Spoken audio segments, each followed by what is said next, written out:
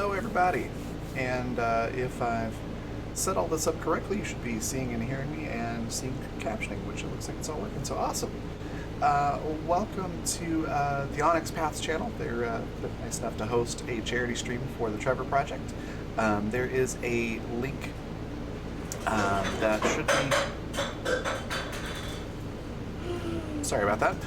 Cats are doing crazy things. There should be a link there in chat here in just a moment for where you can go to donate, and there's also a handy little shortened link right down here on the screen where you can head over to donate to that, and you can see our progress right over here. So pretty cool. And we're going to be running a game of They Came From Beneath the Sea, which is going to be titled Who's My Tortoise?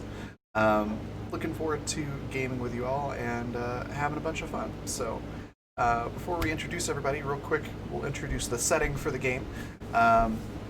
This is going to take place in a northwestern town set in the sometime between 1950 and 1970.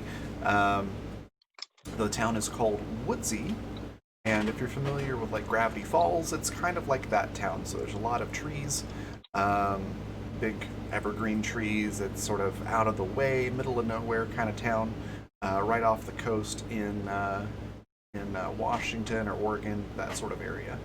And that's where this is taking place, and our characters have been brought here to help solve a mystery about what's going on with this town. There's weird stuff. People have been going there and then not coming back. There's just reports of people acting very strangely.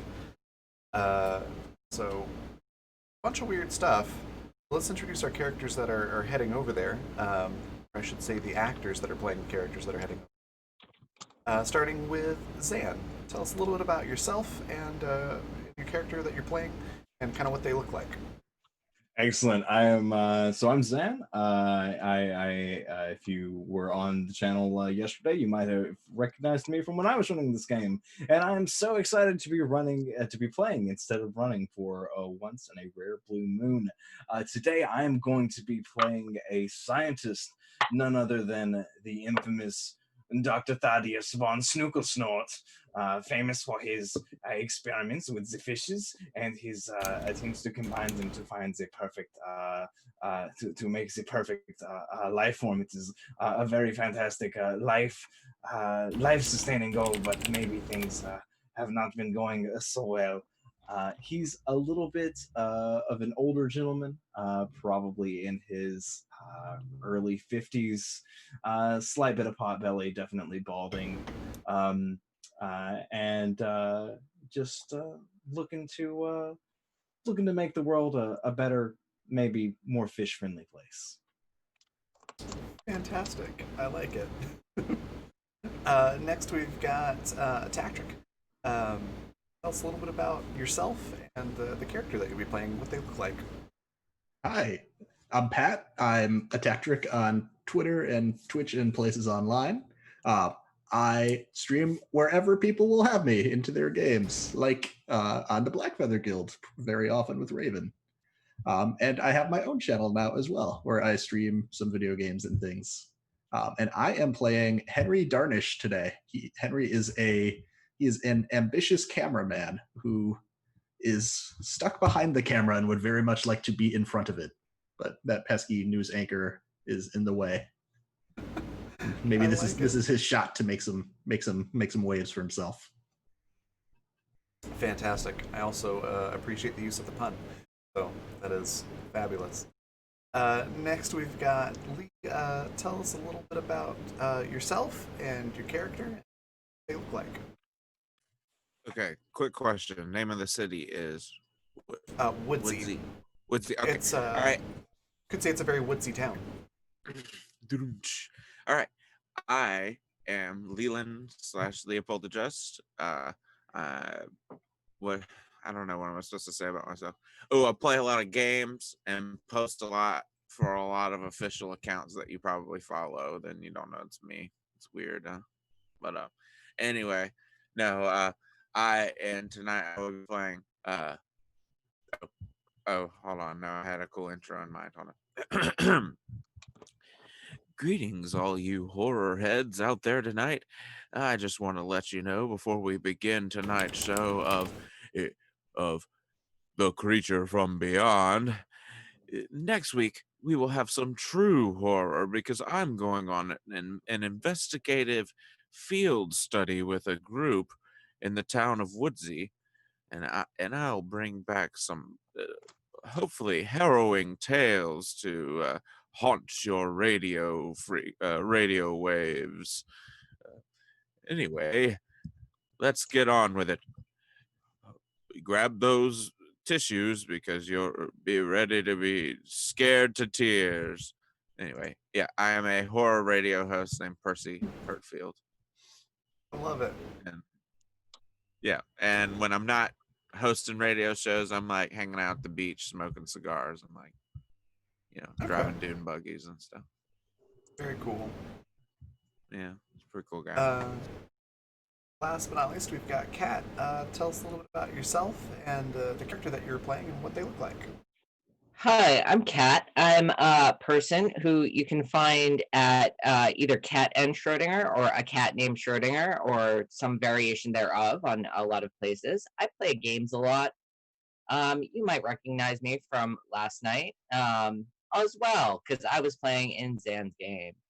I'm playing Speedy Harrington, a guy who peaked in high school and is kind of taking a nap now in life, a la the hare from The Tortoise and the Hare. So he's a guy. He's got jeans and a worn out old polo shirt on all the time, and you can frequently find him in his garage tinkering with his table saw. Okay. Very cool. I, of course, am playing the director, so I'll be controlling the world and all the NPCs that the players will be interacting with. As for who I am Ravyn. I am a tabletop streamer. I also do a little bit of everything in the tabletop world, from game design to professional game master to art for tabletop games. So do a lot of different stuff. Yeah, you can find out all about me at my Twitter, which is right below my face. And yeah, we'll jump right into the story here. So all of your characters, would you say that you all know each other, or are you meeting for the first time? Muted, Sam. If they live here, they're definitely familiar with Dr. Sadius. This is a very normal thing. I am around town very frequently. I like to visit the fish markets. I go and do normal American things. I have coffee. I eat my hamburgers. It's a delightful time. Everyone knows Dr. Sadius. He's a delightful person. Okay, fantastic. What about the rest of you? Would you say that you've met each other, or like to just barely meet up now? I was thinking that I might have a friend of a friend whom I've contacted about going on this investigation, and I've probably paid to be there. So I wouldn't say I know anyone really, other than just maybe I've met them through letter, something. Okay. So Snail mail. Perhaps by reputation only, and some correspondence through snail mail, or just mail as it's called in this time. Yes, exactly. That's why I said letter. It's an old-fashioned term. Yes. Yeah, no, and of course, all of them have listened to my show. I mean, come on. Okay. In fact. Patrick, what do you think? I think maybe I know the doctor just from, I feel like the doctor's been interviewed at several points by the local news for the things that you get up to. So maybe that, and maybe just I listened to Percy's show and so have come to, knowing that he was taking a trip, have come to try and like get ahead on some story. Look, your newspaper has labeled me the Sturgeon Surgeon, and I feel like this is a very insulting nickname. I did not ask for this title. I don't even like the sturgeon. The skin is so very hard to sew. I don't. A Sturgeon Surgeon? Did you just pick this because it sounds good? Eh. I have no idea what he's saying. Oh, that's fantastic. Okay, that sounds good.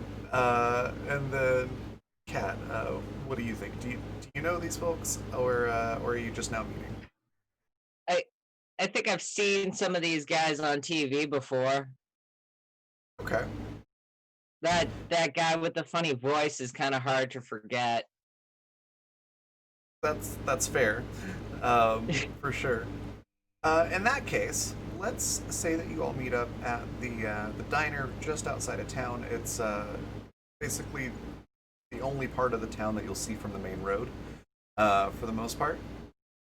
And let's have you all there at the diner to discuss your plan of action to investigate what's going on in this town.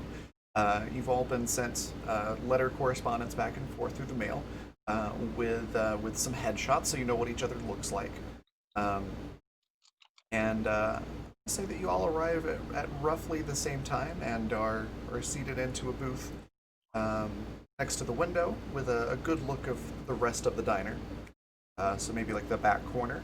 So you can see outside and you can see the rest of the diner as well.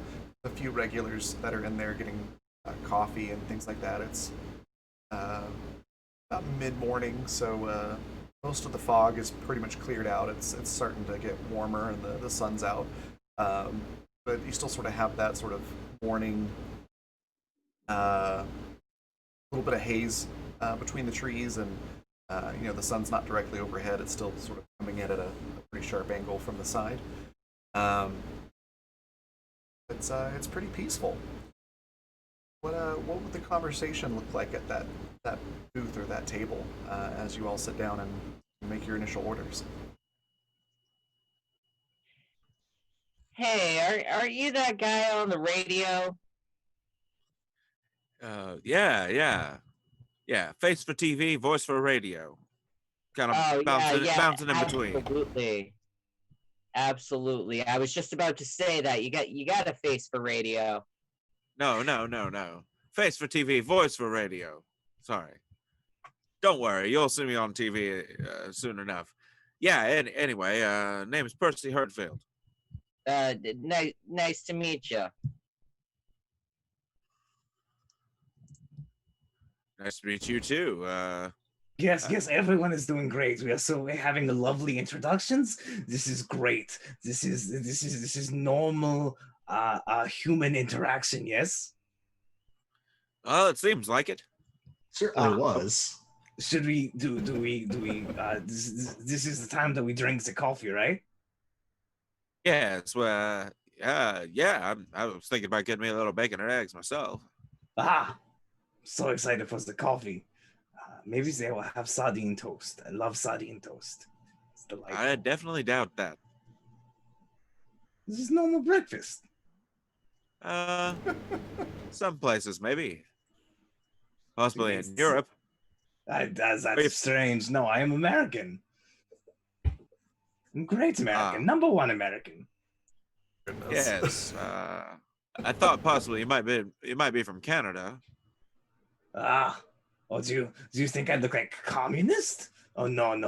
I am red-blooded American. I love my sardines and toast for breakfast, and I drink my coffee black, and yeah, it's a lovely time. All right then. Not sure what that has to do with anything. So how are we gonna start this investigation? I'm paid to just kind of be here along for the ride, but I definitely don't mind throwing in my 2 cents.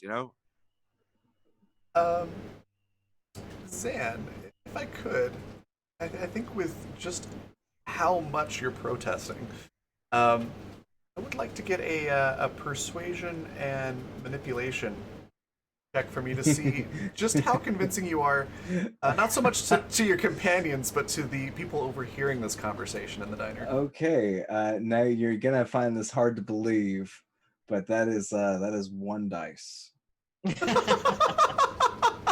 Okay. That That is Nope. going to be a failure on that one there, buddy. Okay. So you're starting to get some very concerned looks from a couple of guys that are over at the bar of the diner. Um, they're giving you sidelong glances and sort of squinting a little bit. Um, they're um, they're not approaching you or saying anything, but you all definitely get the sense that if your doctor friend here doesn't stop talking, um, there's probably going to be trouble. I'm gonna walk over to him. I'm gonna just sort of roll my eyes and walk over to them. Actually, Okay. yeah, Percy Hurtfield. I noticed you eyeing me over there. You listen to my show. Uh, I don't, but that's something the missus listen to a time or two. Your friend there seems a little strange. Oh, he's an actor. We're from an actors guild. We're getting ready for a new radio hour that I'm gonna be running on the show. I see. Yeah, it involves a commie who turns into a zombie. He's doing his accent. Oh, that actually sounds kind of. I might actually listen to that. Um, Oh yeah. a persuasion as well. Uh, I, I'm good at these. I roll you could also use, I think you could 9 also dice. use presence if you would like. That's any better. Uh, no, my manipulation is through the roof. All right. Let's see. Holy Yeah, cow. I got multiple successes. 1, 2, 3, 4, 5. 5 successes. Yeah. Thoroughly, thoroughly convinced this person, and that is 3 successes over what you needed. Suzanne, remind me again. That's stunt points, right? Yes, that's stunts which are located conveniently in the rule book. They are not quite as there are stunts for social encounters and things. They tend to have their greatest impact um, uh, in combats. Um, Give me, let's see. Um, so I think one that would fit pretty well for this situation could be natural empath. Um, Emotions of all kinds flood your senses in ways you have never been able to understand. Characters with this stunt gain +2 dice to intellect rolls involving emotions, are discerning if someone is keeping their feelings or intentions hidden from them. All right, cool. So I just basically get like a little +2 buff to intelligence, For kind of figuring out if somebody is like insight, kind of. yeah, kind of the equivalent of insight. Yeah. Okay, cool. Awesome. Well, that works for me. Yeah, I'll take that. Okay. I'll just hold on to that. Yeah, as you look at this fellow and examine how they're talking, how they're dressed, and everything, you've thoroughly convinced them that your friend there is just a very method actor, and is staying in character. And Yeah, you also notice. Sorry, what was that? I was gonna say yeah, and I'm very suspicious about him too, though. Even though I just lied for him, I'm kind of also concerned. But Okay. As you're looking at him, you notice uh, he has all of the typical trope type trappings of a truck driver. So including like the trucker hat, the ball cap. Um, you notice maybe a set of keys hanging from his belt, um, like they might belong to a semi truck. Um, and yeah, he just looks like he probably drives around quite a bit. Um, maybe even maybe through conversation with him, you might find out that just got back to town. okay, yeah, I'm not just gonna come over there and be like, my friend's an actor. No worries, bye. You want? So I will talk to him a bit. I, I'm So remind me again. We've had basically missing persons, like mysterious missing persons in Woodsy that we're here investigating. Basically, just pretty Yeah, much the. the reports have been that some tourists have gone there and just not come back. Nobody knows where they are. People have come in to the to the town and then come back from it. Said that the people there just acted kind of strange. Like everybody, you always hear that things move slower in a small town, but like I didn't know it would move that slow. It's kind of the comments that you're getting back from people. That Gotcha, yeah. everybody seems to be a little off. So I'm gonna ask this guy, being a truck driver. I imagine they might not be from here. It might just be kind of passing through as well. I'm gonna ask him. So, you think you know anything about these missing persons? We're just here investigating that, writing a story. All Just wondering right. if you heard anything about any drifters going missing, or anybody you might pick up from the truck stops. Can't say that I have. I'm driving a truck myself. I'm typically in and out of town, but this is one of my regular stops, and I noticed a couple people acting a little oddly. The waitresses here is kind of a little off lately, as a matter of fact. And he sort of nods towards one of the waitresses that's in lately, the you say? corner. Yeah. He nods towards one of the waitresses in the corner that's taking an order, and she seems to be moving kind of slow. Um, the mid-20s, pretty attractive and seems healthy, um, but she is walking very, very slowly as she moves around the diner. You say lately, sir. I'm asking. I'm asking about how long have you noticed that these people are behaving this strangely? Oh, rubs the back of his neck. Uh, well, hard to say when exactly I started noticing it. An exact date, but maybe a couple weeks ago, maybe a lot. All right, that's important information. Important information. I jot it down in like a little notebook with a ballpoint pen. Yeah. Well, thank you for the conversation.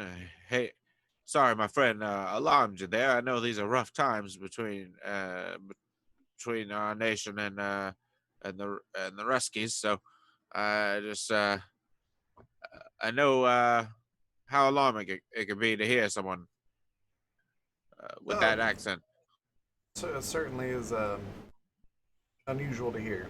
Um, if you're making a show, that sounds really interesting. I'll have to be sure to check it out.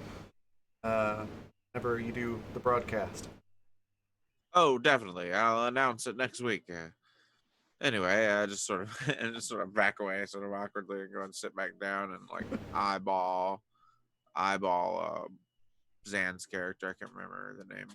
Um, Dr. Thaddeus. Thaddeus. Yeah, there's he's wearing a lab coat with a name tag that Okay. says Dr. Thaddeus with a bunch of umlauts. Well, Thaddeus. Umlauts like over the T, very out of place. Yeah, that is. Well, Thaddeus. Why don't we keep our conversation down a bit, my friend?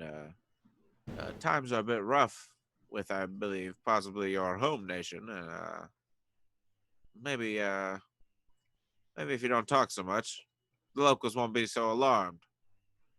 No I'm offense. gonna lean over to the cameraman and go, "What's he talking about? I'm from West Virginia. I don't understand this problem. Is West Virginia that bad?" From what I understand, it's it's- almost heaven. Sorry, did I just beat you to the punch there, Pat? No, you're good.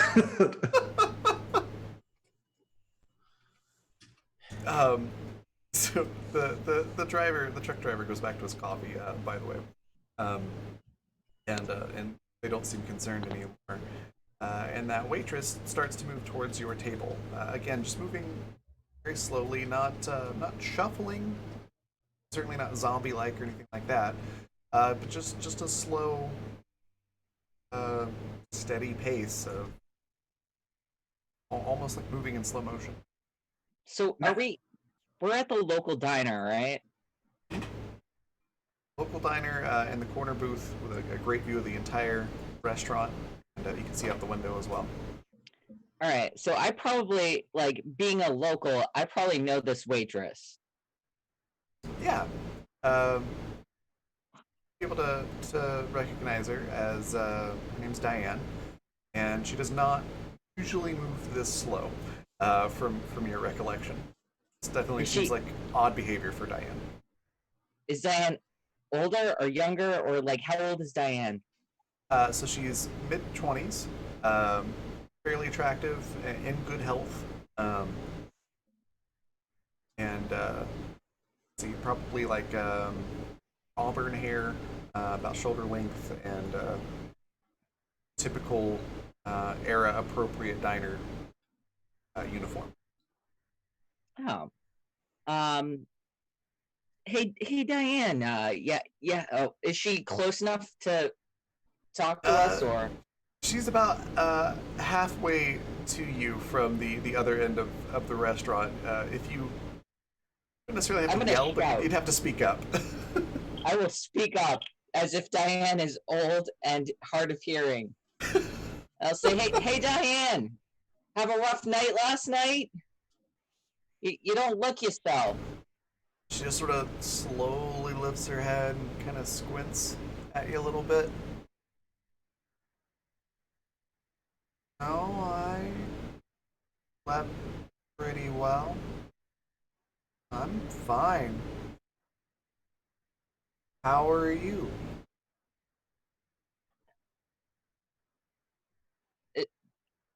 Diane, come on. I'm here all the time. I can tell. You can tell me. We don't have to shout it across this diner here, but you know, this isn't exactly the most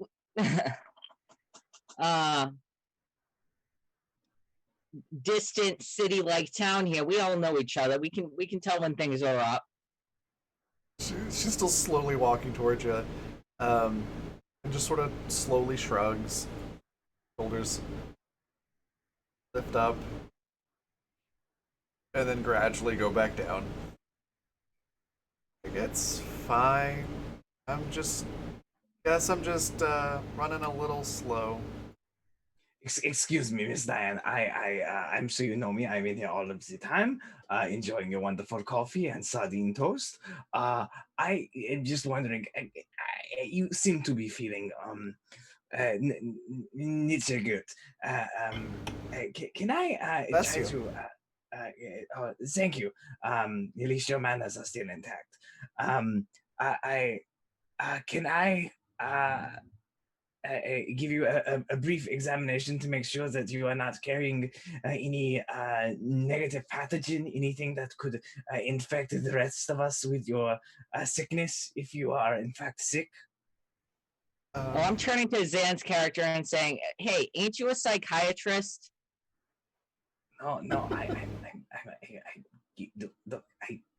did not. Listen, Dr. Freud, I don't know that I don't know if it's her brain. It kind of looks like her body. It's slow.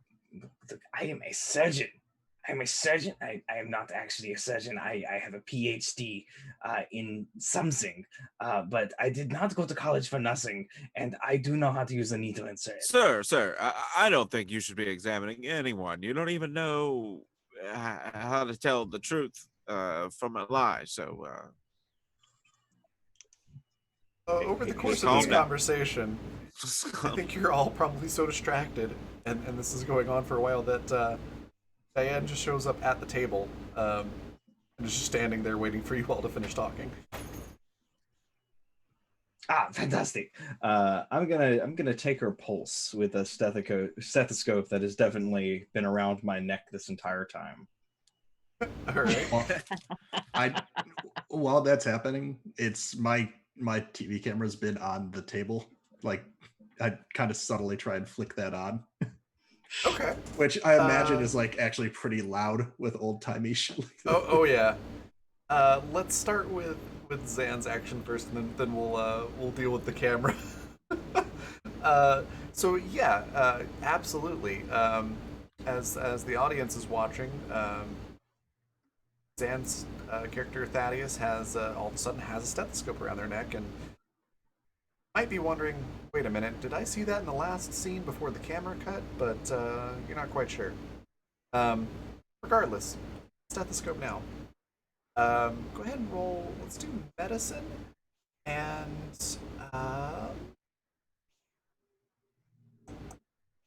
intellect.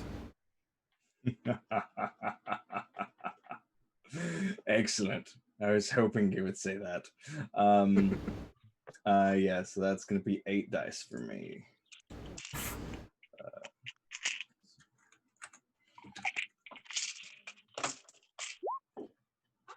Wow, that law of averages. 2 successes. 2 successes. 2 successes. You needed all 8 of those dice. I did, yeah, I definitely did. Yeah, she seems physically in perfect health for the most part. You're doing stand up and like do a Yeah, I'm going full on. Trust me, circle. I'm a doctor. Okay. In that case, if you stand up and do like a full circle around, you might notice that she seems like a little bit hunched over, possibly having like a strange lump on the back, just below the shoulders. And it doesn't look like something that you've noticed before. It's definitely not a normal, like, common medical condition type lump on the back. It seems odd, but it's not very noticeable without close examination. So most people wouldn't notice it. Okay. I will not mention that right now. Oh, you seem fine. Thank you for your cooperation. Would you like a lollipop? Or I can have that when I'm off. Oh, Sort of okay. slowly reaches out her hand. Here's your lollipop. It's cherry flavored. Takes it, and it takes her probably a good 10 seconds to pull her arm back and put it into a shirt pocket or apron pocket. I'm just she looks looking back at around.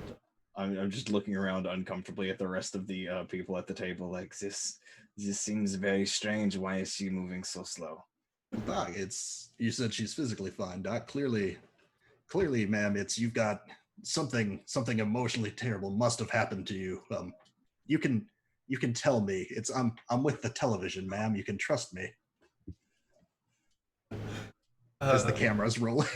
Yeah, I was gonna say with the camera, let's do technology and finesse to carefully turn that on. All right. The camera zooms into Percy's face briefly whenever Henry says, I'm with the TV. And then Percy just sort of perks up with interest. You said technology and Ravyn finesse isn't a stat. Oh, you're right. I'm looking at the wrong thing. Cunning. Ooh, okay. Technology and cunning. If I have a trademark in technology for fancy toys, would that help me at all? How do those trademarks help? I'd say so. I don't remember what trademarks do mechanically. I know it gives you a...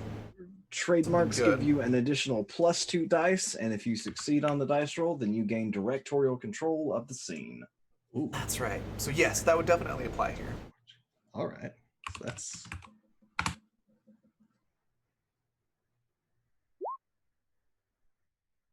Ooh, so that's 4 successes, I think. Yeah. Nice. You only needed 2, so that's 2 extra points. And yeah, you're able to flip it on without really drawing any attention. It is an old camera, so it does make noise. So if anybody's paying attention, they'll notice it's on, but they don't notice that you've turned it on. And Diane doesn't seem to be fazed at all by the fact that it's running.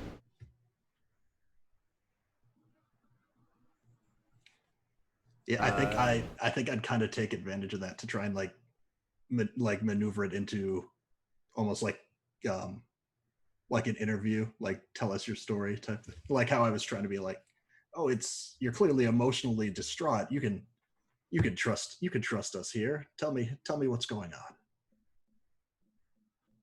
Well, I suppose I am a little depressed. See, she looks down. There's an uncomfortable pause, and she looks back up. We ran out of sardines, and that's my favorite breakfast. Um, Now, Kat, you've known Diane for a while, and you've never known her to eat a sardine in her life. Um, that might come across to you as rather odd. Um, that's all she offers.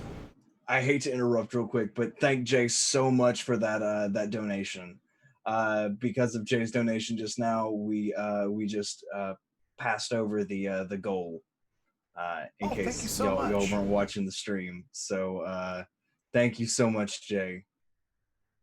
Fantastic. Huzzah! I didn't mean to interrupt. Sorry about that. No, I appreciate that. I didn't have a notification pop up for me, so that's awesome. Thank you so much, Jay. I appreciate that. You good human, Jay. Yeah, definitely Jay not is bae. tortoise. Definitely human. I mean, what? So yeah, she doesn't really offer any more information than that. Looks a little bit depressed, and then has anyone taken your order? Didn't you just take our order? No, it was somebody else.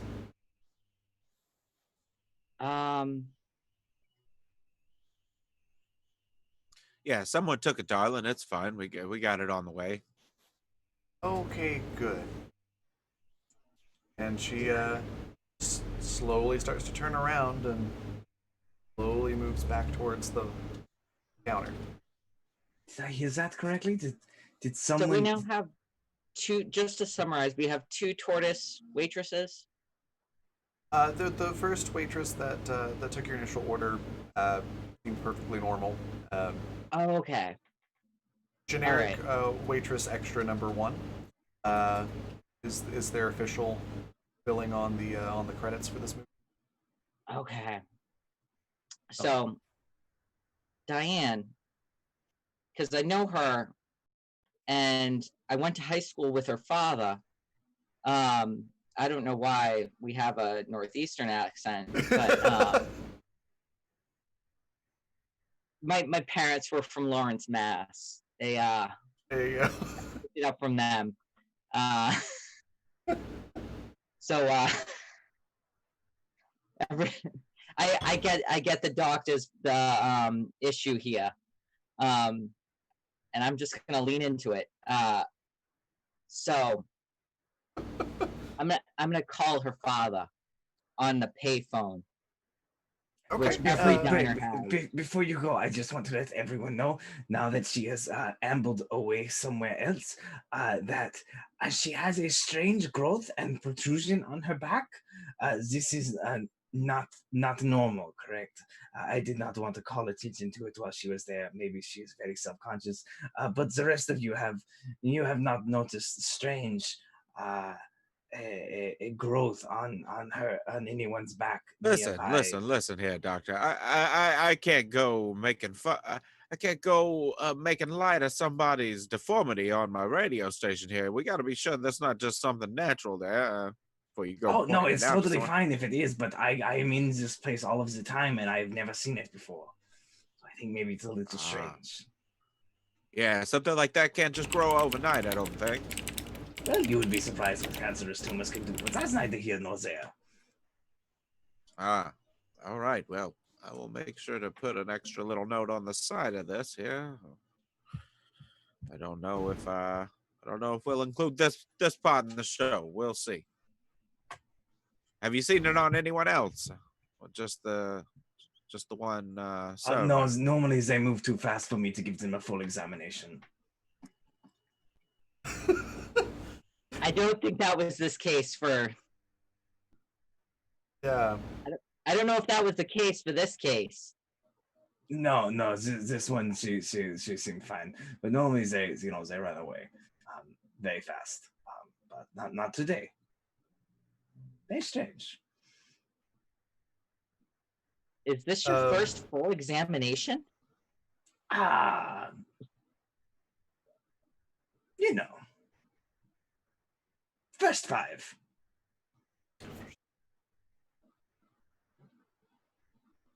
Look, it's a medical practice. You're always practicing. You're not supposed to know everything from the beginning. Okay. Around that time, that having a conversation, the other waitress does come with orders, coffee, and whatever food that you wanted, aside from sardine toast, which is sadly not on the menu. They're oddly Breaking. sardines. She sets it down and thanks you and has no speaking lines and quickly moves to back to the kitchen. So, Kat, your character, what was your character's name again? Speedy. Speedy. Speedy, you wanted to go to the payphone, yes? Yes, I did. Do I need to roll for if I have enough? I have enough change. I'm a middle-aged man. You have enough change. I jingle like a dad. I'm a dad. I jingle like a dad. I get up with a very firm hoof, and you know, and I say, "Excuse me, gentlemen. I'll be right back." Okay. I say that all the time. It's my favorite thing to say. And yeah, so I want to see if I can phone up Diane's dad, give him a ring. Okay. As you lift the phone receiver and put it to your ear, first thing that you notice is you don't hear a dial tone. The second thing you notice is that there's something that's sort of tickling your ear. You do. You get this weird tickle on your ear. Whip it away from my head real quick and look at it. As you look at it, the weirdest thing, but you swear that there's some sort of seaweed poking out of the little holes on the speaker part of the headset. And one of the little strands seems to be wiggling all on its own.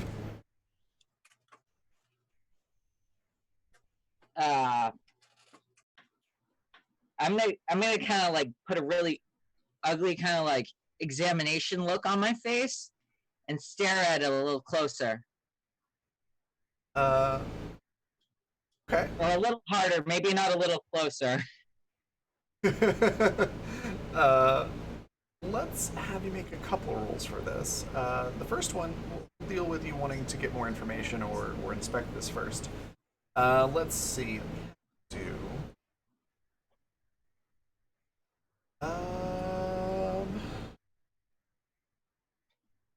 See, aim, oddly enough, being one that would work for this. Or let's do aim or enigma for the skill. Either of those. I'll go with aim. Okay, and then intellect, I think, for the attribute here. All right, that's a grand total of 3 dice. Yeah.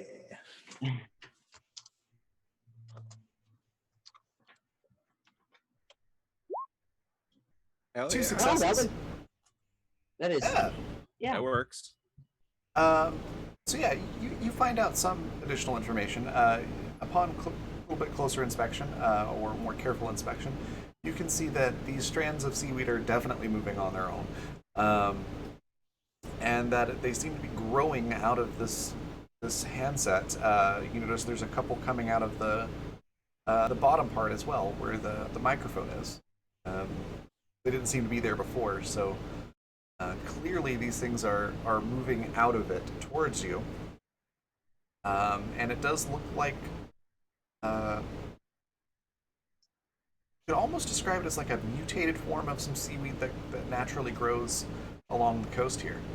But as it is moving out towards you, let's do a survival and dexterity to avoid these things touching you.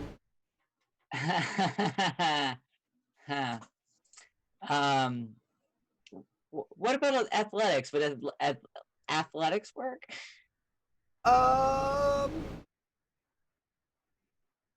Yeah, I'll allow it. I can see that. Okay. If you're gonna like throw the headset away from you, I can see athletics working. Oh, absolutely. I do not dally. So athletics and dexterity, that is 5.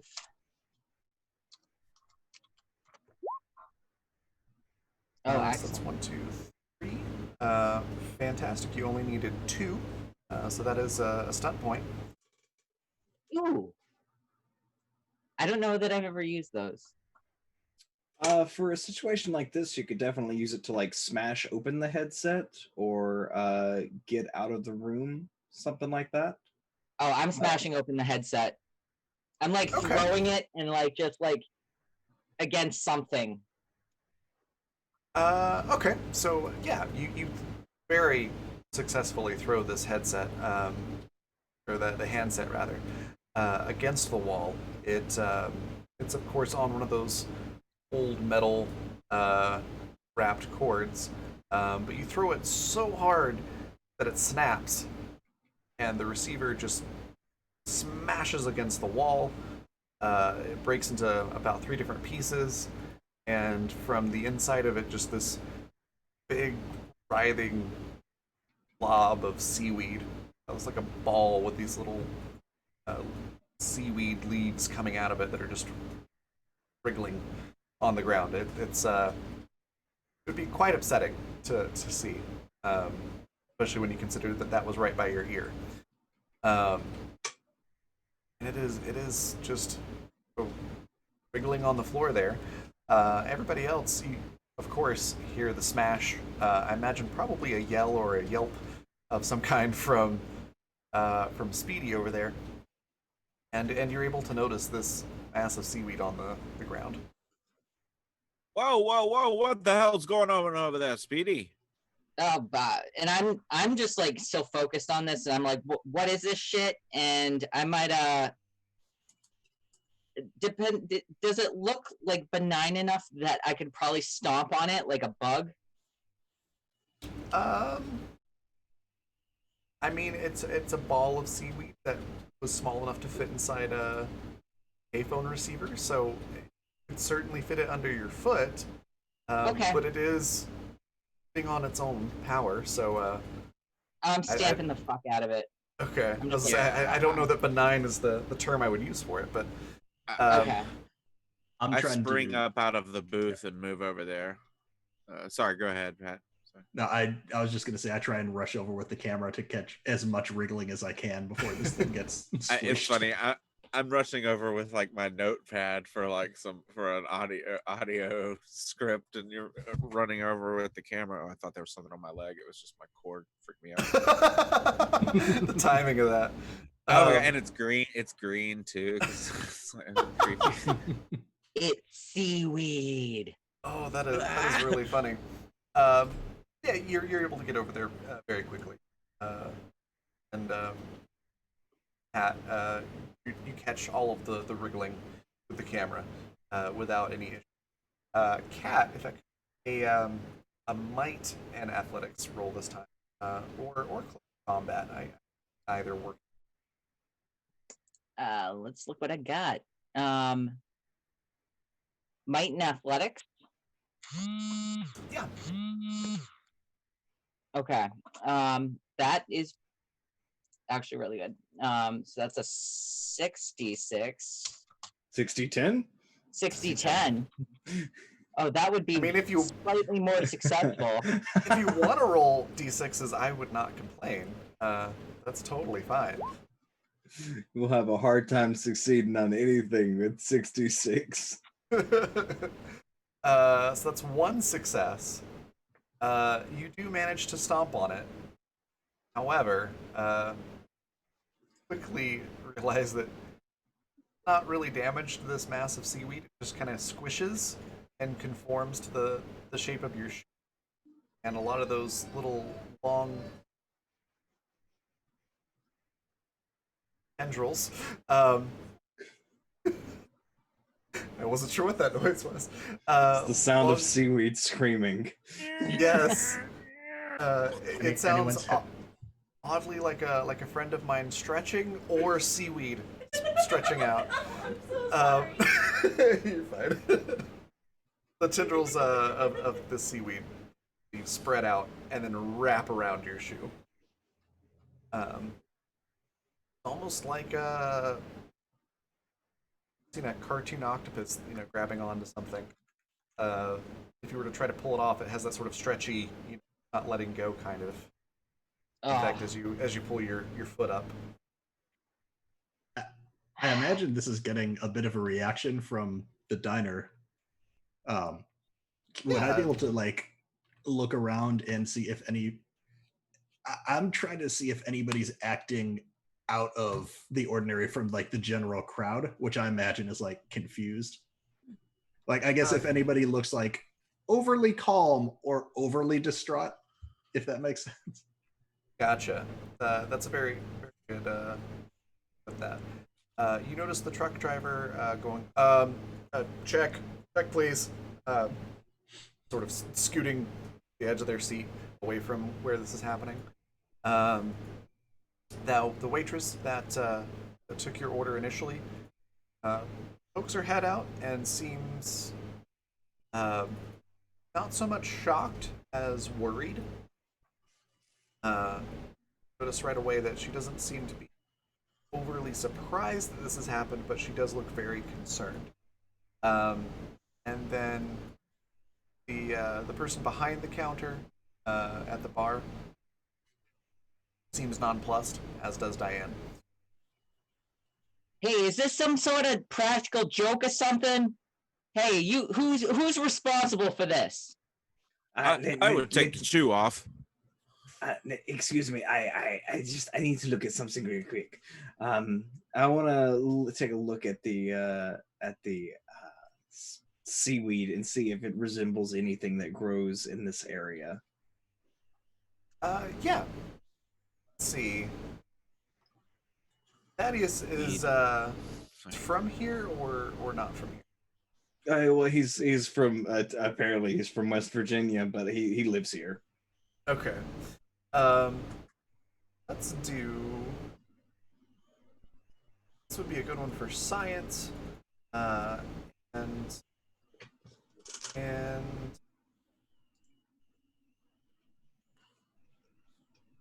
intellect, I think. All right, science and intellect. That's not a bad roll for me. Waiting on one other attribute, but I think intellect.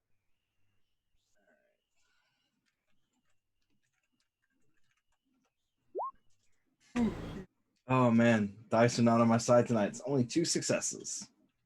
With 2 successes, you take a look at it and you kind of get the same thing that Speedy got, which is this looks a bit like some of the seaweed that you've seen on the beach, but it's a little off. It doesn't look quite right. As you inspect it a little closer, perhaps a magnifying glass that none of us saw in the previous scene, but it's now suddenly in your coat pocket. I do have the secret cash trope. Or no, wait, no, I don't. No, I don't. I decided against that one. No, I don't. Okay. Sorry. Well, regardless, I'm just going to give that to you. A magnifying glass is there. You're able to pull it out and inspect it a little bit more closely, and you notice that the seaweed looks normal, like I said, for the most part, except a little bit off, and you're able to see that little bit off. Almost looks like some sort of scale or shell-like pattern on the wide fronds of the seaweed. You have to use a magnifying glass to really notice it, but It's almost tortoise-like. This is very strange. This seaweed does not normally look like this. This is very odd. Um, Hey man, seaweed is seaweed. There's one seaweed, all seaweed. as you're inspecting this and discussing, it's slowly wrapping more around your shoe, starting to get up to your ankle there, Cat. Like I said, you should have taken the shoe off. Hey, could you surgically remove this if you're such a surgeon from my foot? And I kind of thrust my foot towards the dog's face. Yes, give me just 1 second. Are you? How attached to your toes are you? For Very. science. Okay, we'll mark that down as negotiable. Yeah, I will try to remove that from his foot. Okay. As you lift your foot and sort of thrust it towards the doctor, the seaweed makes another squeaking noise. And then, Thaddeus, how are you going to remove this? With like some forceps, some tongs, I guess. And I don't know, Patrick, you're the doctor. Tell me what I'm supposed to do here. What tools should I use for this? Oh, I wouldn't touch that shit. They don't pay me enough down at the vet. Yeah, I guess like some, probably just some kitchen tongs and something that looks really high-fangled and technological, but Dawn dish soap. Yeah, it's definitely not anything fancy. Just like tongs in like a squirt bottle. Yeah. Okay, that works. Let's do. I'm not sure that this is exactly medicine, but I'm going to let you do medicine or science, whichever you prefer for that one, and definitely dexterity, because this is it's hanging on there pretty tight. Someone named Speedy, you sure are slow to take that shoe off. Just saying. Right. I have a trademark called Love and Stitches for medicine. Okay. Would that be applicable in this situation? Yeah. It's not definitely not like a directly applicable thing, but there's some overlap here. I think that would allow it to work. All right. Ooh, doggy. That's 7 successes. Ow. You did 4. Get it off. So quite well. And that gives you 3 extra successes. I think I would like to use those to get to keep a sample of this nearby, like keep it in a jar or something. Assuming I had a jar on me. So you don't have a jar. However, Okay. on the table is a sugar container. If you're familiar with the standard diner jar of sugar for your coffee, and you do have tape on you, so you could probably dump the sugar out, put it in there, and then tape the little flap shut if you want. Yeah, sure. Let's do that. That sounds great. Okay. Where do you dump the sugar? Curiosity. Just on the floor. Okay. Right over your shoulder. No, Like, yeah, I don't need that. I think that's for salt. Whatever. Only if you spill it. Okay. Yeah, there's sugar all over the floor. It mixes in with some of the moisture coming off of this mass of seaweed. So the floor starts to get a little bit sticky and oddly slippery at the same time, because the dry sugar is hard to stand on, a little bit slippery, but it's also sticky at the same time, which is really weird. But yeah, you get one of these little fronds off of it and stuff it in the sugar jar and keep it shut. It's wriggling around in there. It's trying to get out. You can see it like tapping at the lid. Just hear this little tink tink tink. What do you do with the rest of it that's starting to wrap around these tongs? Oh, this is very much above my pay grade. I'm going to put that into the deep fryer. Okay. The deep fryer is in the kitchen, so you'll have to run through the swinging door to get in there. Excuse me, I'm a doctor. As you as you run back there, the guy behind the counter had been sort of tending the bar of the diner and grabbing the food from the little window and passing it out to the waitresses and the people at the bar. Steps out in front of the kitchen door, holds up an arm slowly, goes, "Can't let you back here." This is the one that you said looked nonplussed by all this too. It is indeed. Can I, if I kind of get where Thaddeus is going, I'd like to try and move up to the counter, and I'm gonna try and like engage him in conversation to distract him. Okay. Like bring up the camera with me, just like, "Sir, it's you. That was quite the show here in your diner. It's you look like you've seen this before. Can you tell me about that? Have you seen this seaweed thing?" And just try and get his attention off of Dr. Thaddeus.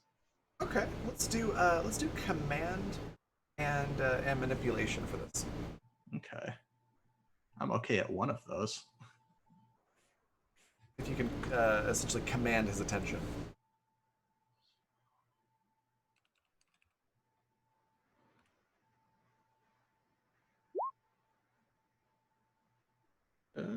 Two. Oh, that was the previous one. 2. His attention is split, so he is distracted. He's not moving. So I'm, if we're, I want to let you finish your thought, but I have a thought next. If we're That was it for me. okay, cool. He's still blocking the way, but his attention is a little bit split now. So my attention is now on this guy, and I'm gonna go and say, "Are you the manager? What kind of what are you playing at? Which is not what." What are you doing here? What kind of joke? What kind of establishment is this? What is that? And I'm pointing to the thing. Okay. Again, I'm gonna go with command and manipulation for this one to command his attention be given to you. Where's command? Oh, command is not good. As you're yelling this, the truck driver and his friend have just left. They ran out the door. And the other waitress, the one that took your order initially, waitress number 1, I think as we said it was in the credits, has disappeared back into the kitchen. Oof. That's a fail. Yeah, as you're demanding his attention, yeah, he reaches into his pocket and pulls out another one of those balls of seaweed and throws it at you. Oh, I nope the fuck out of there. Nope. Oh, this is cute and creepy at the same time. Like, I don't know. I love turtles. Let's do let you do close combat or survival, either one, and dexterity. I'll do the close combat. He's still pretty close to you. Yeah. So for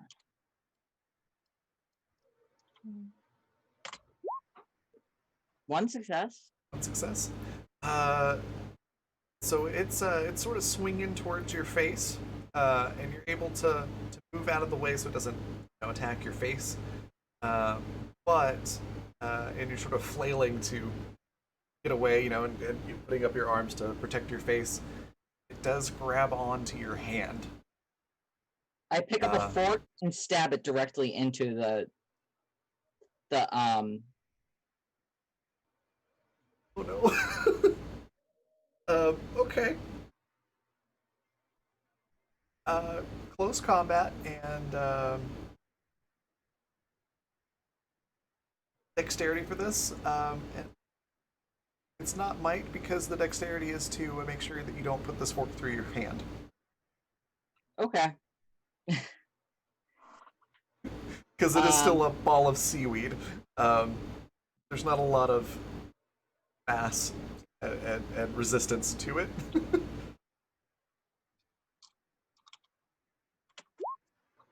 Nice. 2 successes. You manage to stab it with a fork. It squeals at you, and half the tendrils that were wrapping up your arm uh, attack the fork now, while the other half are still trying to hold on to you. So Can I you, use pretty it much, to? you halt its progress. All right. Can I use the fork to kind of like pry it off and toss it away? Sure. Let's do athletics and might on this one. All right. Oh.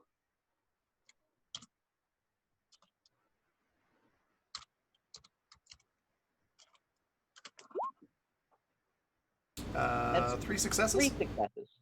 Yeah, you toss it away, and it's there's say there's like a big mirror um, with a similar to but legally distinct from Coca-Cola mirror on the wall behind the counter, and slap it against that, and it just shatters and cracks, and it's still pretty much in one piece on the wall, but there's just those lines all the way through it.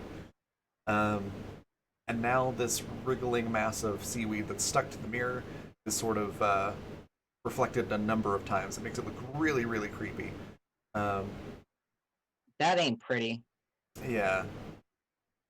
Going back to Thaddeus,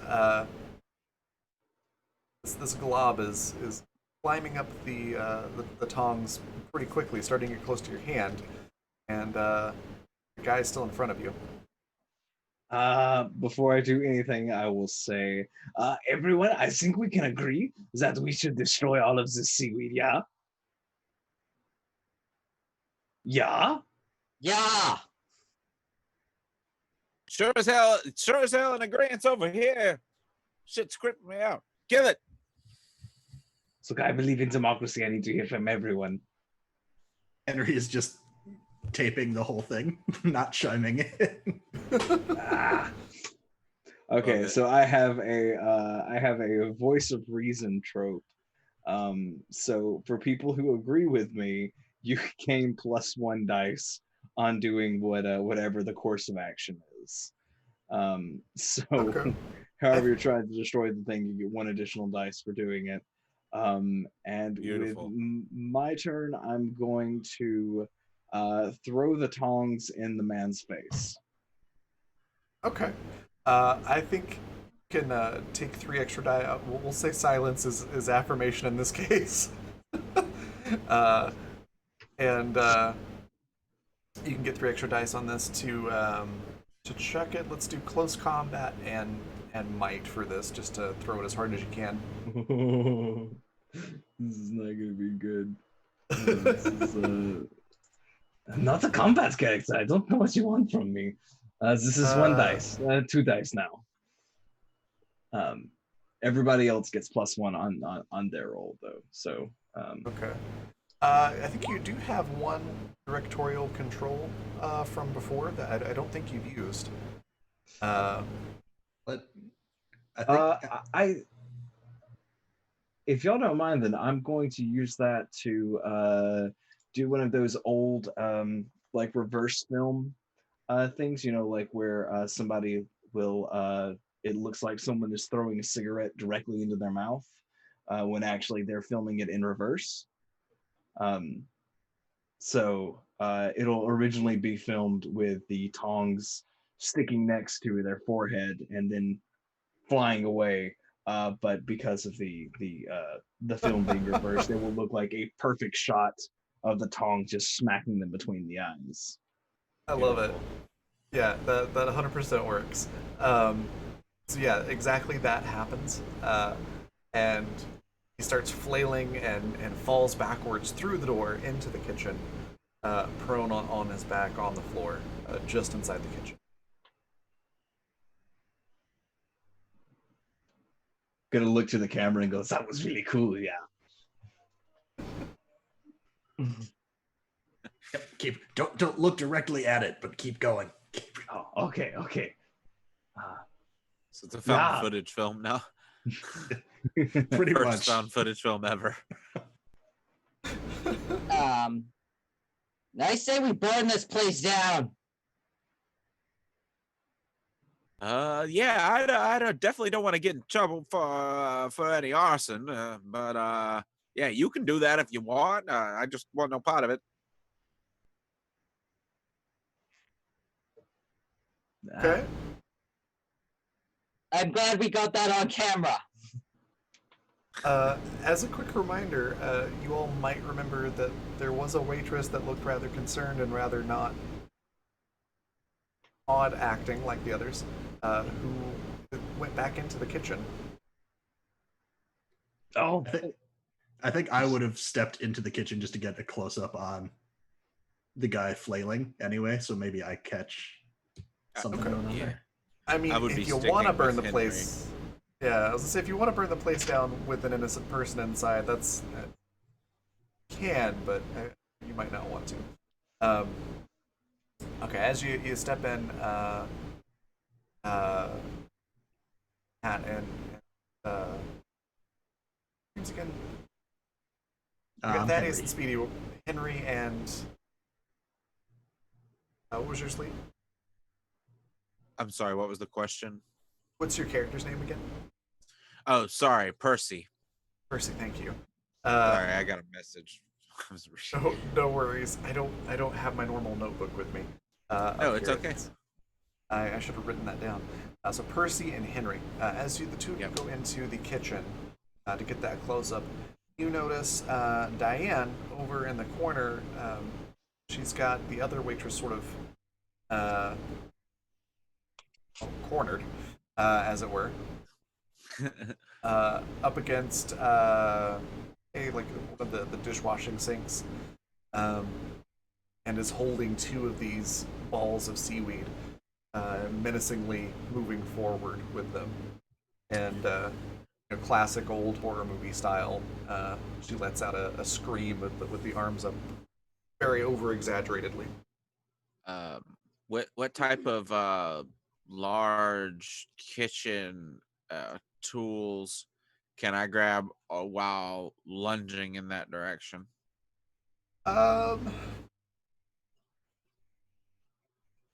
Say there's some like skillets and things like that are hanging from the middle of the kitchen, like an island with Perfect. one of those little racks that where you hang the stuff from it.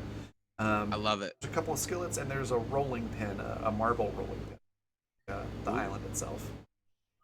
Looks like Okay, they've been so making some biscuits. what I'm gonna do is I'm gonna grab the rolling pin and just smack one of the pans from above, and then swiftly reach out and grab it, and then sort of, since we're breaking the fourth wall again a lot in this one, I'm gonna look at the camera and sort of wink, and then grab the pan, and now I'm dual wielding the pan and the rolling pin, and I'm gonna charge in and start fighting this thing, try and save the server that's being attacked. Okay. Um, let's do this. Um, I don't care what rolls it takes. It's gotta uh, look cool. let's do close combat and Ooh, I'm bad at that. presence for this to make it look cool while you're grabbing these two Ooh, I'm items. good at that. Okay, all right. Give me 1 second. That's 5 dice. Okay.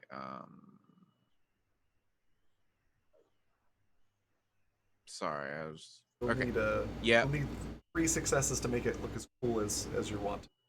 Oh, well, okay then. All right. I've got 5 dice. That's probably not going to happen. I was looking to see if I had any trademarks or. Okay, I would like to get an extra. I would like to use my spotlight trope to gain an extra die since I did something so cool that it makes me the center of attention. Absolutely. All right, cool. All right, let me toss that one. And I also have. You also said I get a had +1 from us all agreeing to destroy the seaweed. Oh, right. Yeah, right. exactly. This is seaweed related, so I've got 7 die. Then yeah, all right, let's go. Come on. All right, 1, 2, 2 successes. Ah, 1 shy. So it still looks pretty cool. Like, you swipe that rolling pin, you smack the skillet, and it goes spinning off of the rack, and it's falling down, and you almost catch it as cool as you want. But you kind of miss it the first time, and you sort of juggle it one-handedly for a few seconds.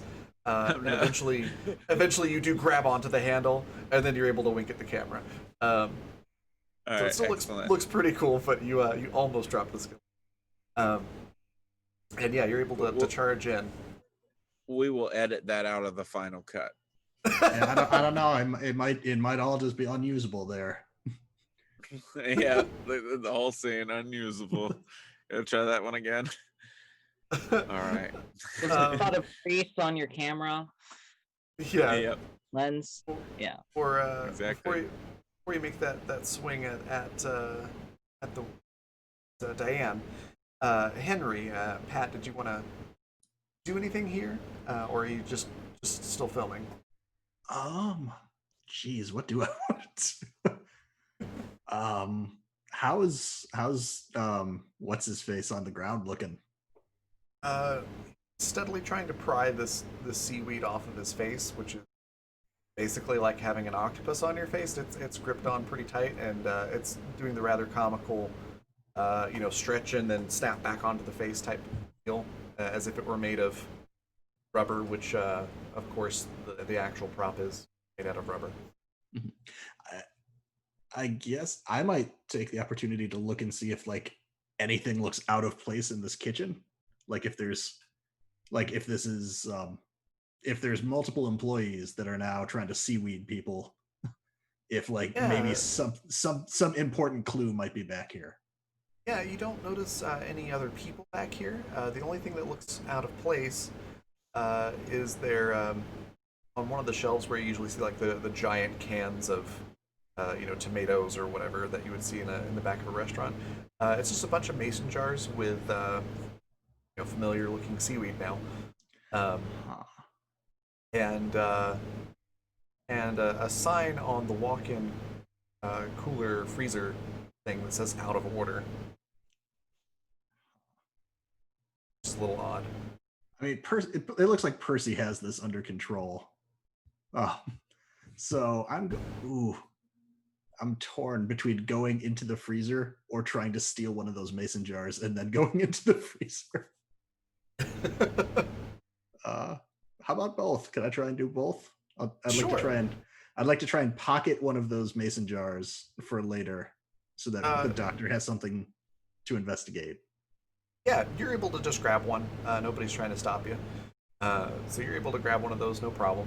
Let's hop over to Percy for that attack, and then we'll go back to what you find in the walk-in. So Percy, you've done the really cool, albeit a little bit juggling, but it still looked pretty cool. Grabbing of the skillet and the rolling pin, charging into attack. Let's do close combat and might on this one. All right. So luckily, thank goodness for Zan's +1.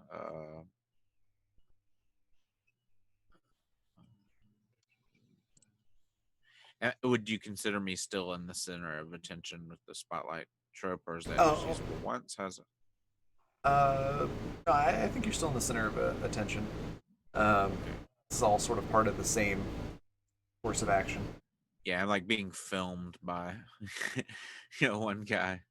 All right, ooh, 1, 2, 3 successes. Oh, nice. Yeah, you give Diane the old 1-2.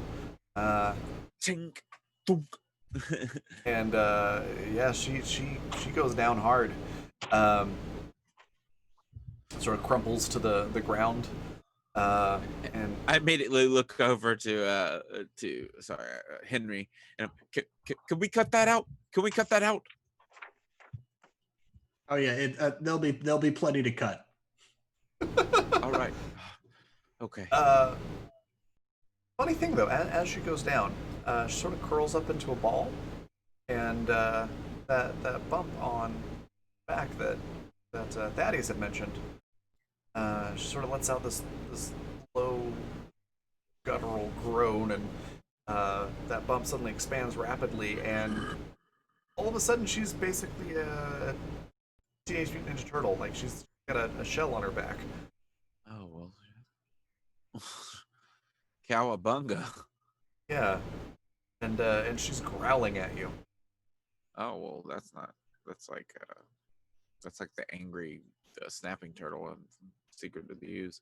Anyway, Razor, I think is his name. Anyway, okay, yeah. Well then, I'm gonna back away. The balls of seaweed did go flying off into various corners of the kitchen. They are not a threat at the moment. At the moment. Yeah. So you did save the waitress for now. Get out of here! Get out of here now! She lets out another scream, like looks at the camera and screams, and then rushes away, tripping over the guy at the kitchen door, who has finally gotten the seaweed off of his face. So she trips over him, but manages to make it out of the restaurant as he stands up. So you've got Diane with a literal shell on her back, and you've got the other guy now blocking the exit to the kitchen. Right as Henry opens the door to the walk-in. As you do, this is going to be composure and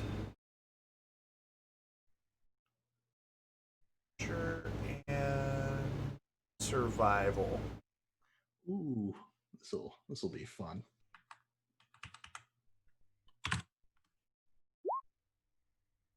Oh, three Successes. on 2 dice.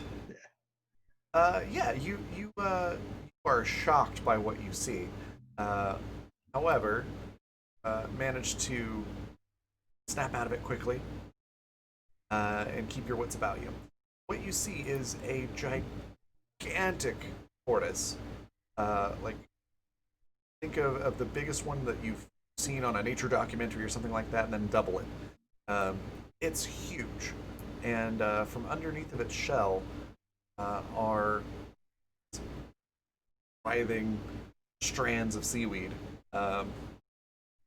and it seems to be sort of growing the seaweed, which comes together as a little clump, like these little balls, and then drops off onto the floor, and then more seaweed comes out of the shell to replace it. So it seems to be producing these weird balls of seaweed, which have been obviously getting jarred, and then used in certain places around town. So you're starting to put 2 and 2 together. A duck. I think something back here needs your personal care.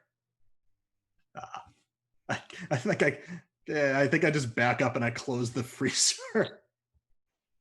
The tortoise. What's he doing? Leaves the door open. Nah, not while I'm near it. The tortoise definitely noticed you and let out an odd hissing sound and took a couple of slow steps towards the door before you closed it. Is there any I guess not knowing how the walk-in door is there anything I could like jam into like a handle to stop it from coming open as easily? Um, yeah. Like a big old it metal spoon or something. Yeah, it opens to the outside, but the type of handle that is there, you could potentially uh, jam something in there so that it can't, that the handle can't be pulled out. Um, let's do survival and presence to see what is around you. Okay.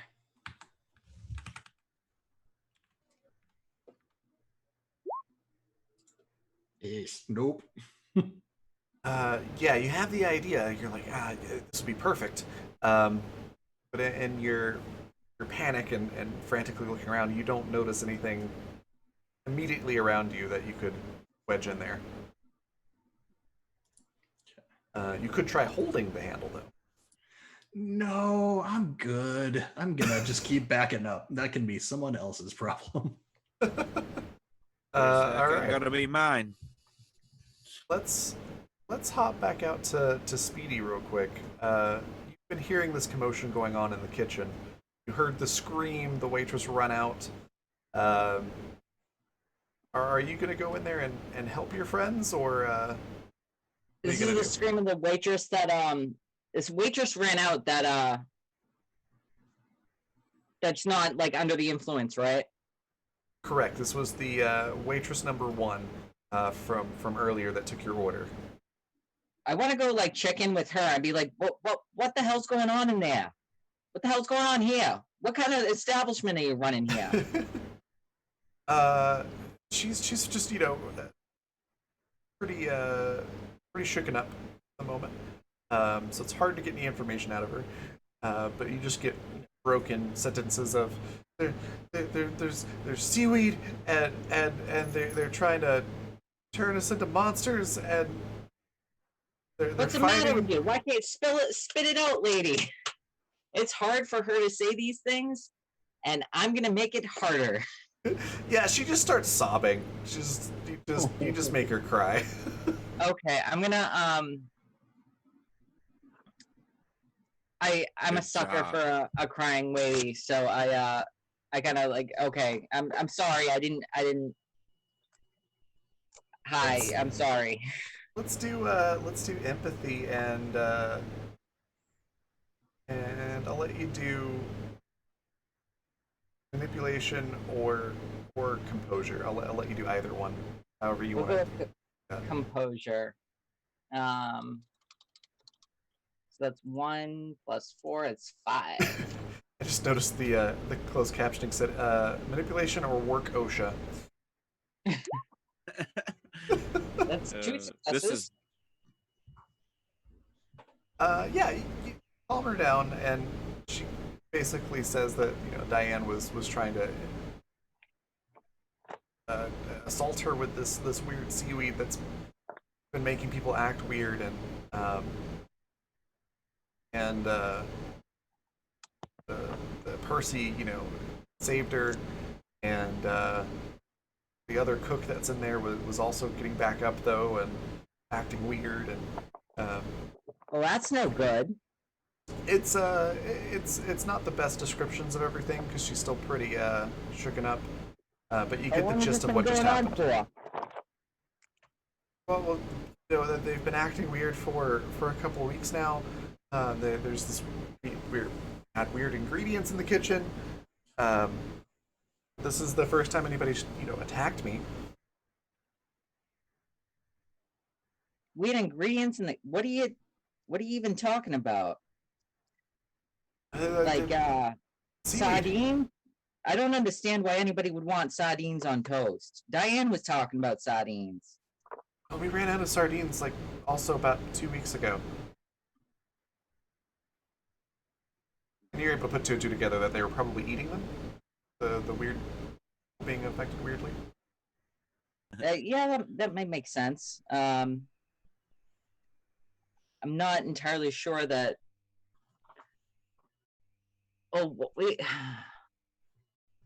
don't you just order more sardines? Yes, but it takes a little bit to get here, and we did have one shipment, but it was gone the next day. I bet it's that doctor, that psychiatrist who, with the funny, all how psychiatrists talk that way. Um, Yeah, he was very happy about the sardines he was talking about. I bet he ate all that. She's just sort of just like, I don't know, I need to go. I need to get out of here. Okay, all right. Get home safe, and call Diane's father and tell him I want to talk to him. Okay. She just starts running down the road. I didn't kill her.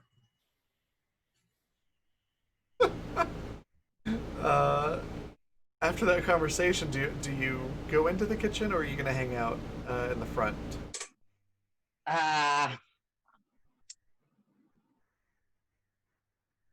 might cautiously try to approach this. There's no like payphone nearby, right? Just the one that you broke. In the dino. Okay. Yeah, I might. Where's the nearest sheriff station?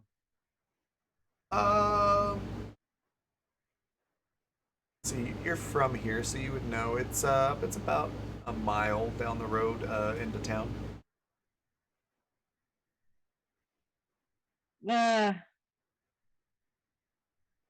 Maybe I'll walk to the sheriff's station.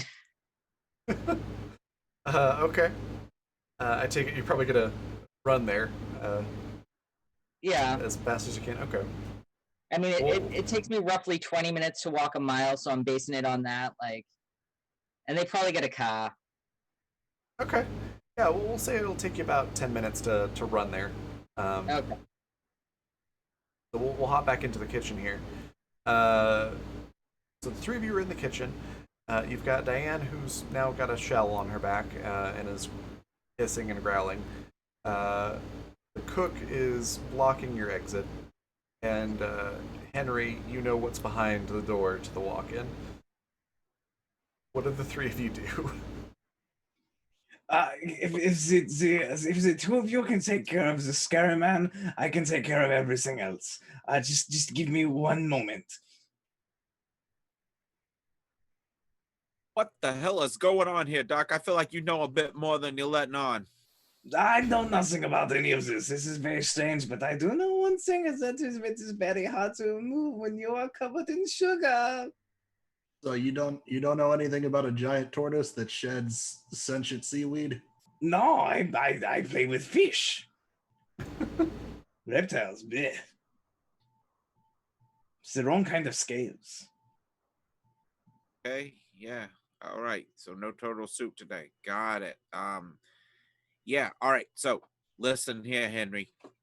Why don't you distract the thing? I'll get behind it and start wailing on the back of its head with this here marble thing. We'll see if it goes asleep.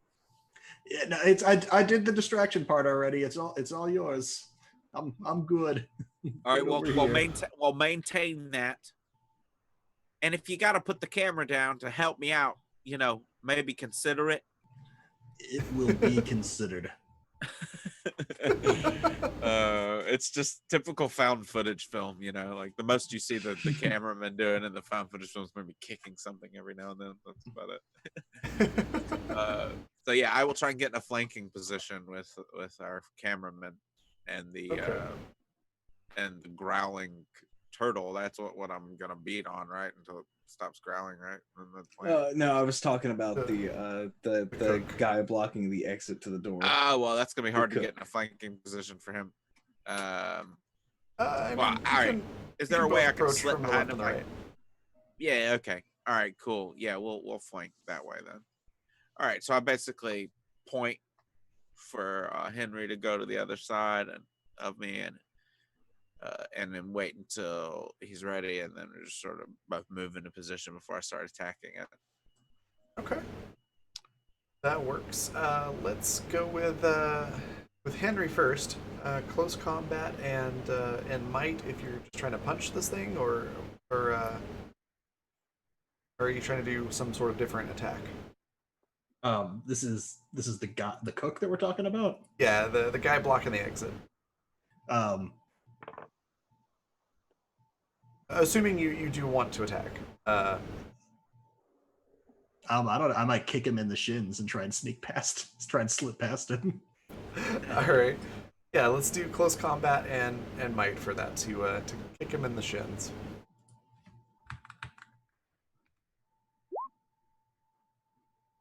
Oh, Oof.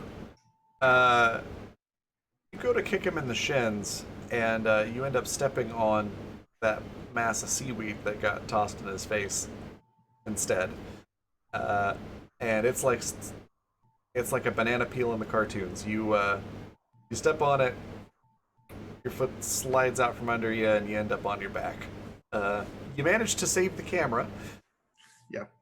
But you have seaweed stuck to your shoe, and you're on your back right next to the guy. Oh, I tried, Percy, but I don't get paid enough for this. Take your damn shoe off if you got any of that stuff stuck on you. Just start taking your clothes off. I'm taking the shoe off, but I'm activating my I don't get paid enough for this trope, where I can declare I don't get paid enough for this, and my character immediately leaves the scene. Okay. You got it from here, bud. It's Hey, what are all you the doing? cameras kind of cut think up maybe so I- they can't see you on the floor, and you're able to crawl They out. told of you they couldn't afford the stunt man. So what of it? You agreed to it. Come back. maybe I roll over like the counter in the middle of the diner Yeah. where they usually put all the food. You just hear a bunch of plates break as I leave. Yeah, the camera pans up sharply. You're able to do that, then it pans back down, and then suddenly you're just not in the scene anymore. I'm rooting for you. And then Percy. Okay, so I have something called outstanding funding, big budget for batshit items. Can I like break off like a gas line and create a makeshift flamethrower to try and shoot this thing? I don't know if that's what outstanding outside funding does, but Yeah, it's the description in the book is like garbage bags. No, high-powered explosives. Yes. okay, yeah. So I definitely want to make a flamethrower out of like the gas line that's hooked up to the stove. Sure. You're able to Just like break it off and light it up with my Zippo and just Yeah, you just crank yank it up. the gas line out of the stove and point it Yeah. at the guy and flip open Spark your it up. Zippo. Yeah, I want to spark it up and then crank up the knob on the stove to increase the gas production.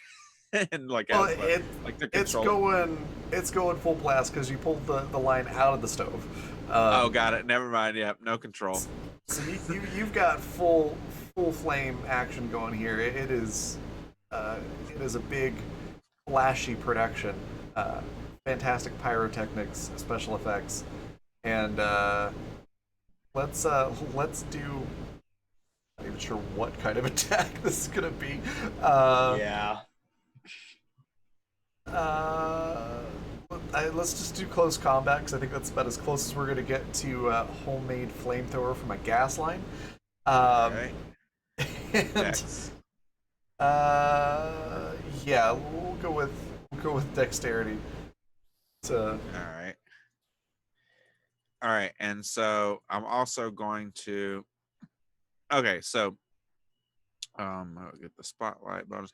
Okay, so what's the all right? So this trademark thing, it says I know, or sorry, special effects technology. Oh no, that's a technology roll. Never mind. I just get 2 bonus dice if I'm doing a technology roll. All right, never mind. All right, so that's 4. I'm just trying to make sure. I've got you do get the bonus because you are working on destroying the seaweed. You Okay, get one yeah, bonus that's die on fine. that. Yeah, okay, so one more. All right, so 5. How did I roll a 12?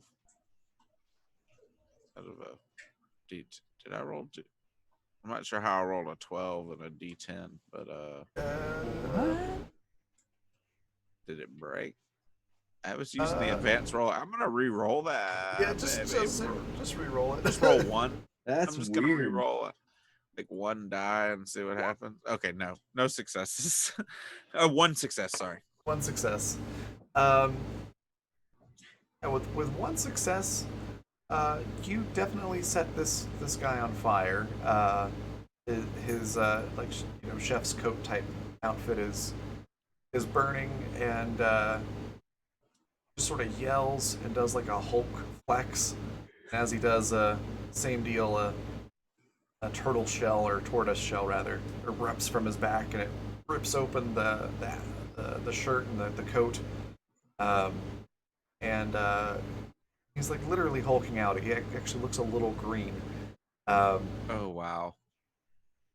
as he does that, and it's pretty big and buff. He's still moving slow because tortoise, but he looks pretty beefy. He takes some damage, and he's on fire for a little bit. He's no longer on fire once he does that because he sort of just removes the on fire clothing.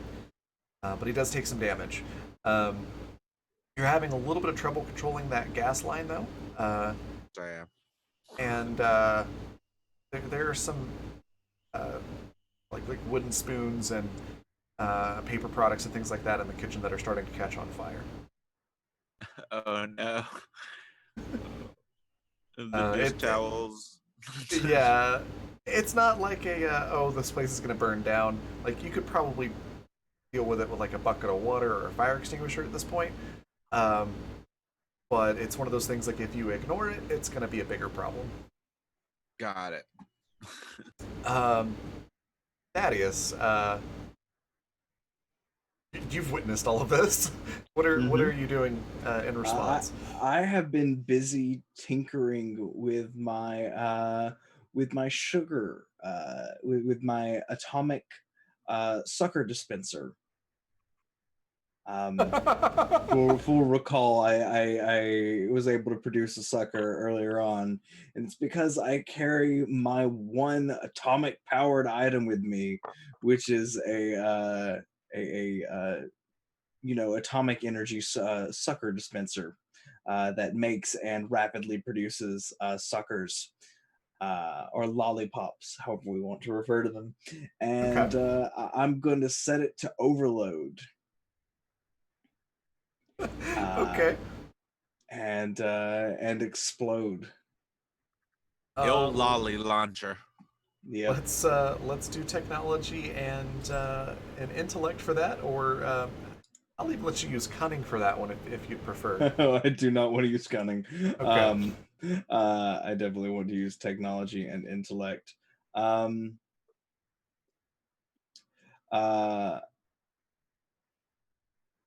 Yeah, my technology trademark wouldn't apply for that one, unfortunately. That's still 10 dice. That's 10 dice because we're all darn agreeing good. with my plan. Law of averages, don't let me down.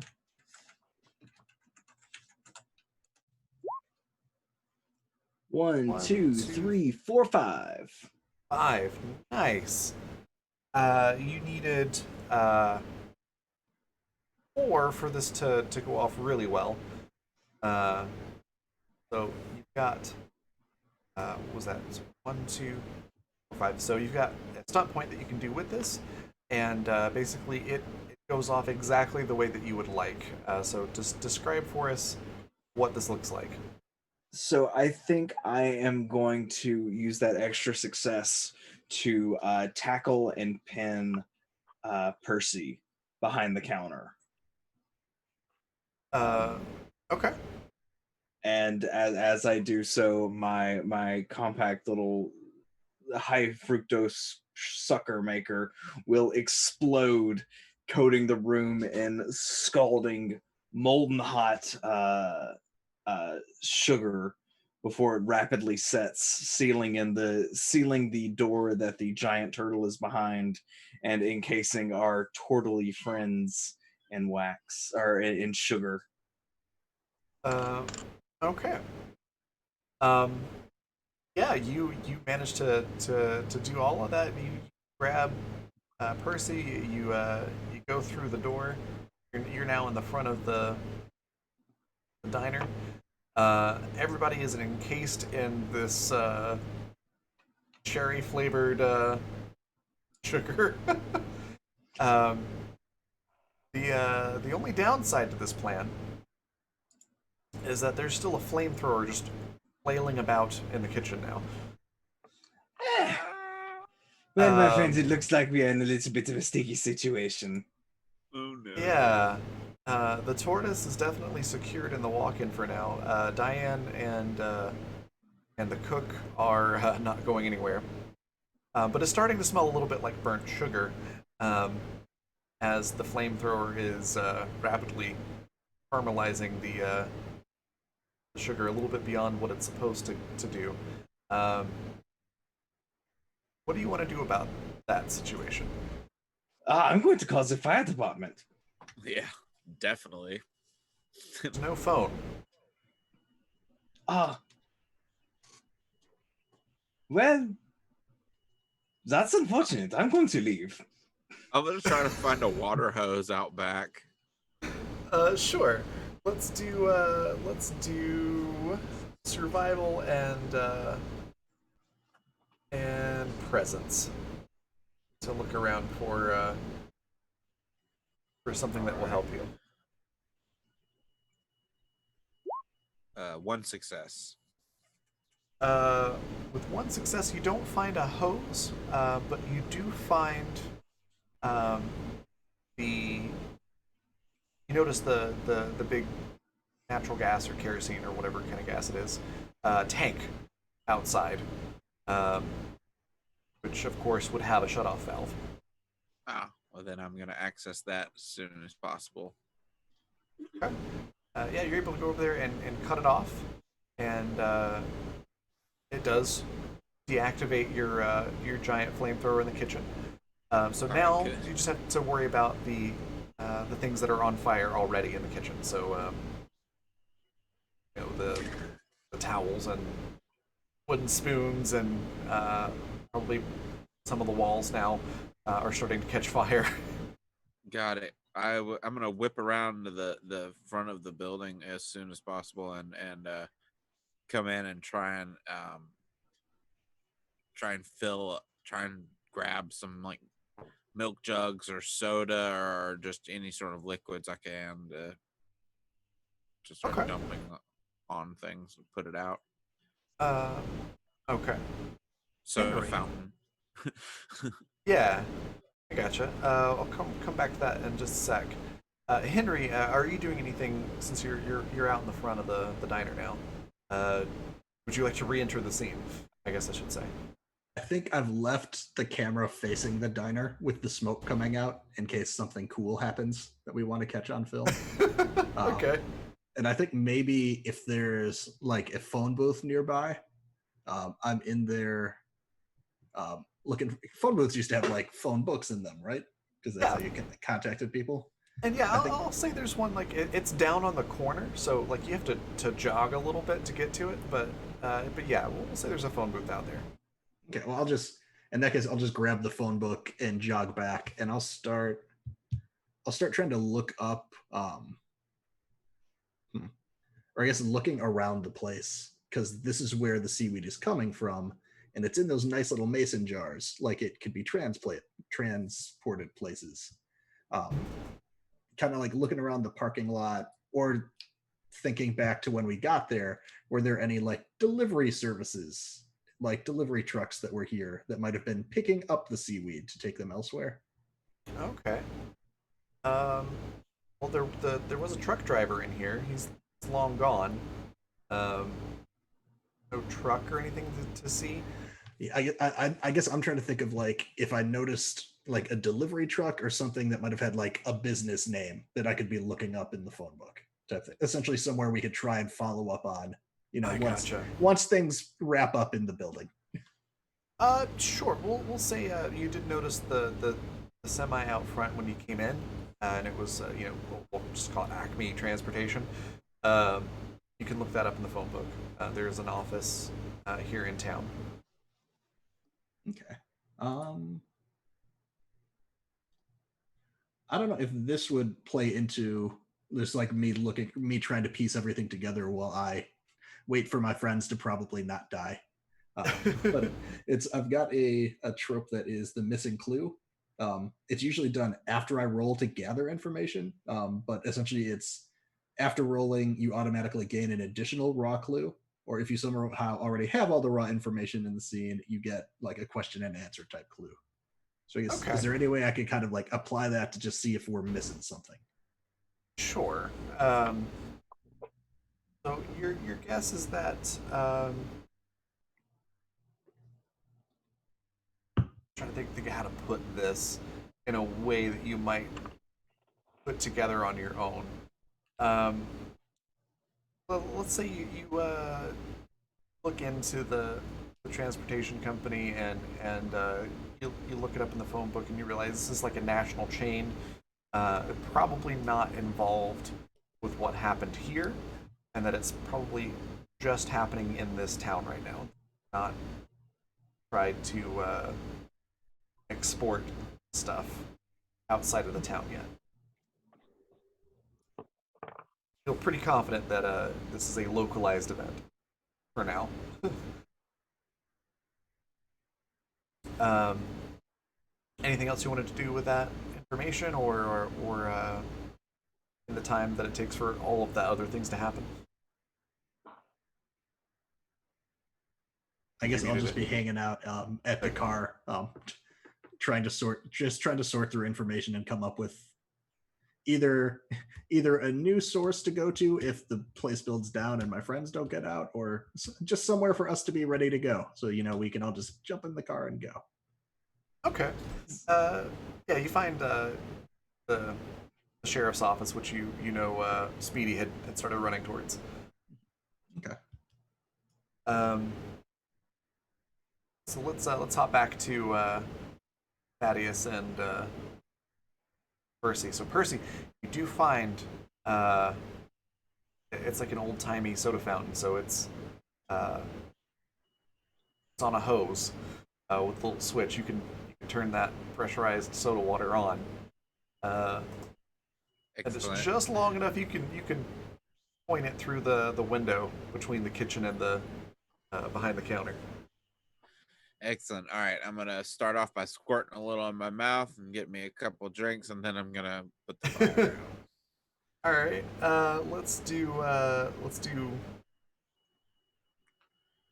aim and dexterity.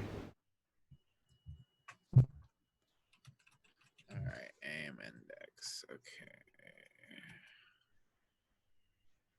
Sorry, getting used to the character sheets.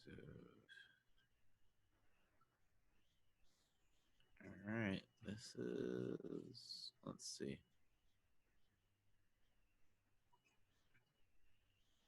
All right, let's give it a whirl. Ooh, 2 successes. Nice. Only on that is 3 enough. dice. It takes you a little bit, but you will eventually be able to put that fire out, or it gets too big to where it's uncontrollable. While Percy's doing that, Thaddeus, is there anything that you'd like to do? Well, I'm actually currently pretty okay. Still have my little sample of the seaweed in the sugar jar, so that is fine. I'm a little upset about my about my sugar dispenser. That is very unfortunate. I think I'm going to go and check on the little bit of seaweed that was in the cellular device. The phone. That is what it is. Okay. Yeah, you check on it, and it's still wiggling around. Ah, you would be a problem for me. I feel. Uh, So I'm going to close the door and make sure no one goes in there. okay. Right about that time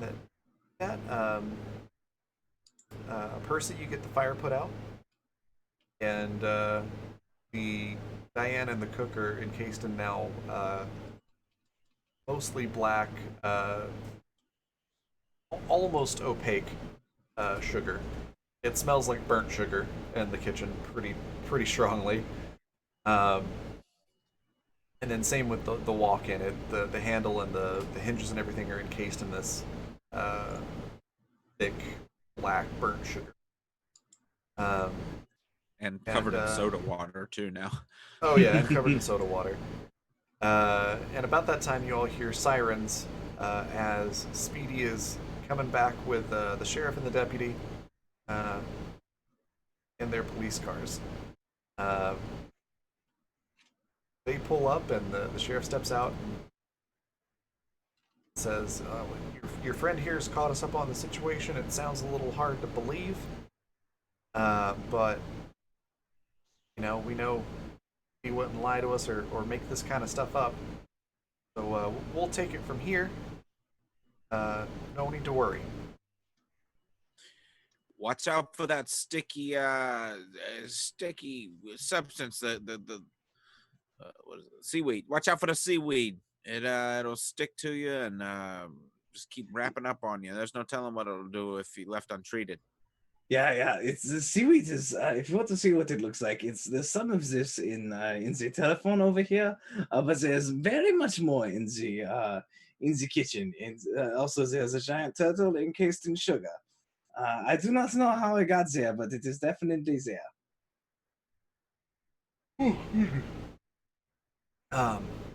They look at it and they look very concerned and confused. And the sheriff radios back to the police station and says, yeah, we're going to have to call in some specialists and the CDC and hazmat and lists off a bunch of acronyms. Yeah, they start basically securing the diner, putting police tape around the whole thing. And if you all stick around for a while, eventually big vans pull up with people in hazmat suits and that go in and start working on containing the situation. Is there anything that any of you would like to do in closing here at the diner? No, I am good. Take Henry to the side and say, "Hey, you think you might talk to some of your bosses about getting me a part on something soon? I've always wanted to be in front of the camera." Yeah, a lot. That's everybody's dream.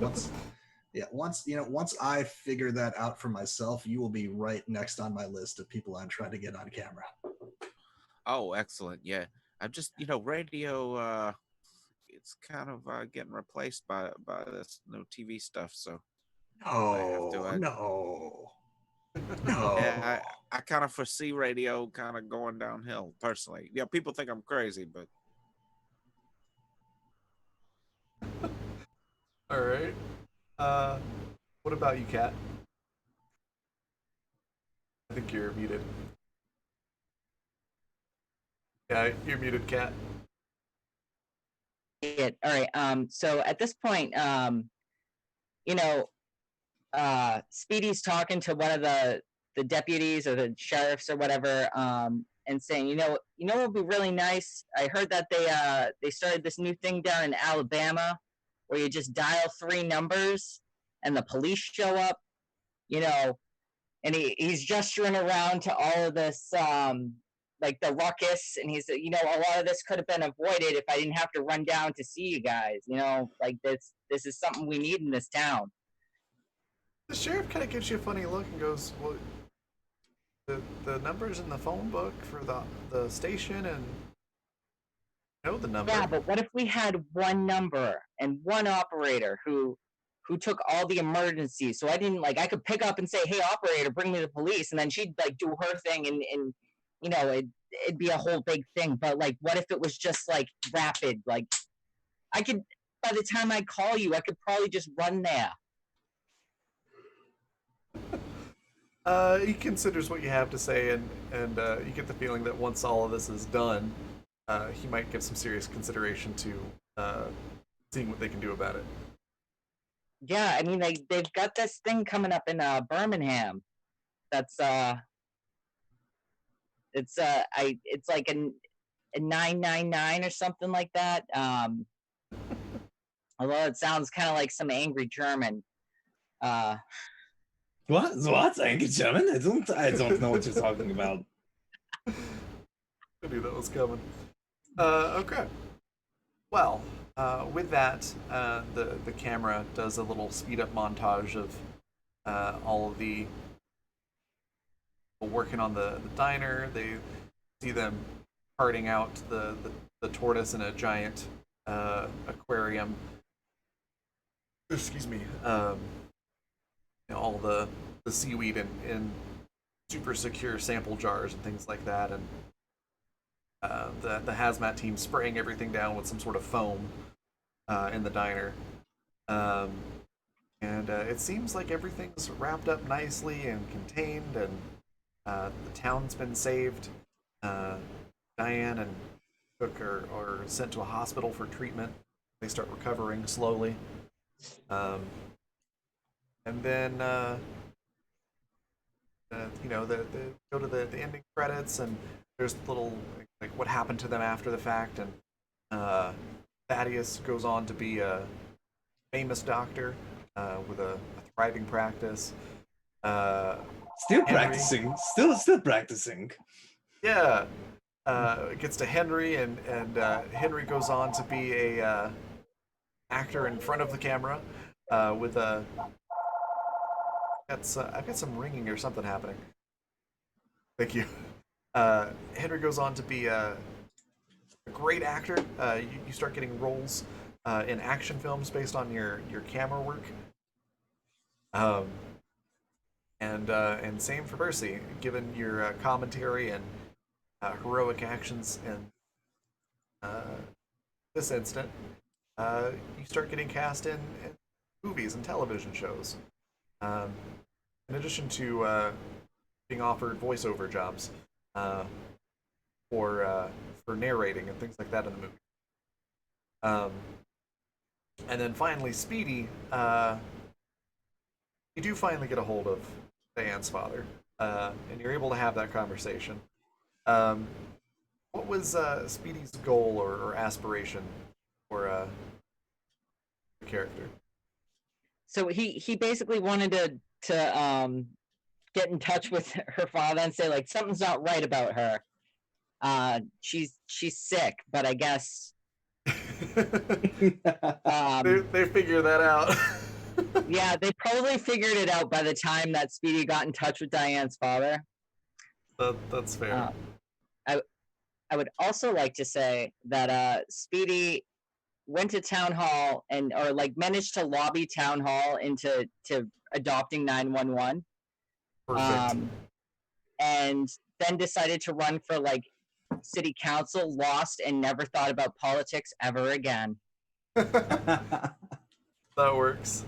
And then the last bit of the credits roll, and then when everybody thinks the movie is over, there's a hidden scene at the end where it just shows the camera pointing at a sewer drainage kind of opening just outside the diner, over by the wall, and there's a little high trill in the suspenseful music as several seaweed-looking fronds slap onto the pavement out of the drain, and this blob starts to climb out, and that's where the movie ends.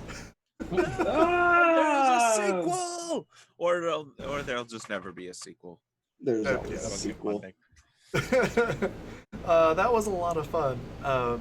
Thank you again to Jay for donating and getting us over the goal for our donations for the Trevor project, which is a really great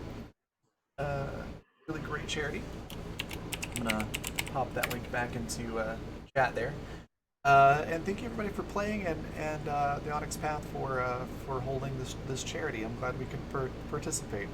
We're going to go around real quick and let everybody talk about what their favorite part of the game was, where we can find them, and then we'll head out. So let's start with Kat. What was your favorite part of the game today, and where can we find you next? So my favorite part of the game today was I really like the fact that you brought it back to the fact that my character managed to get in touch with Diane's father. That was pretty rad. Because I had forgotten about that by the end of it. So I'm Kat. I'm Kat N. Schrodinger or Kat named Schrodinger, depending on where you're looking for me. You can find me again. You can usually find me on Ravyn's channel, which is Ravyn's channel, and Twitch.tv/RAVVYN. I'll Right. throw it in chat. Yeah, I mean everybody here is on Twitch, so I'm assuming they know how Twitch works, and they can also see you in chat. So that's my thought path. Anyway, and next time is Friday, where things go south. So it's a Monsters of the Game week, or Monsters of the Week game. It is. It's early for me. I'm not a daytime person. Sorry. It's one of those days for sure. Fantastic. Well, thank you for playing again. That was great. Next, we got Patrick.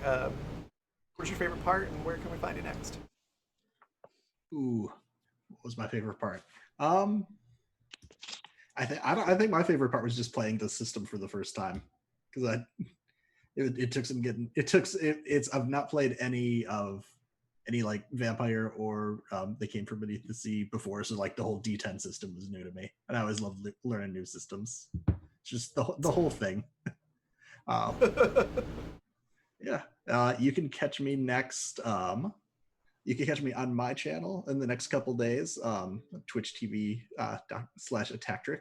Friday, I'm going to be playing a spooky game with Leland. We're going to be playing some Animadan, the co-op version of it. Then regularly, you can catch me on Tuesdays for however many weeks we have left of water. I'm not sure. I don't know where we are month-wise. 3 more weeks left of water. Yeah. Yeah, but it's definitely Leland and Zan. You didn't miss anything yesterday. Definitely nothing happened of concern.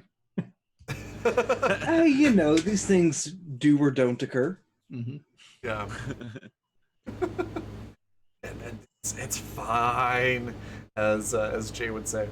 I feel great about it. All right.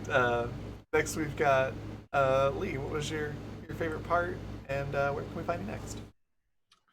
Kind of, similar to what Patrick said, like playing the system. I mean, I'm a huge World of Darkness fan, so when we started playing it, I was like, "Oh, this is similar to World of Darkness. That's weird." And then I was like, "Oh yeah, that's Onyx Path game." That would explain why it's similar.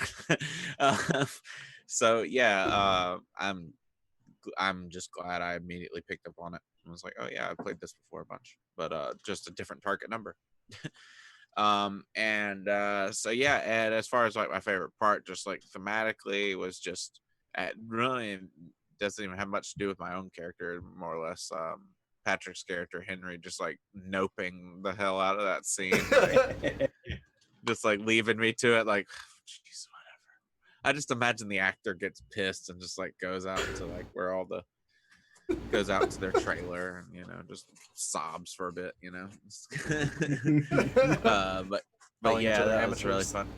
Yeah, exactly. Just like eating all the little sausages that are on the tray.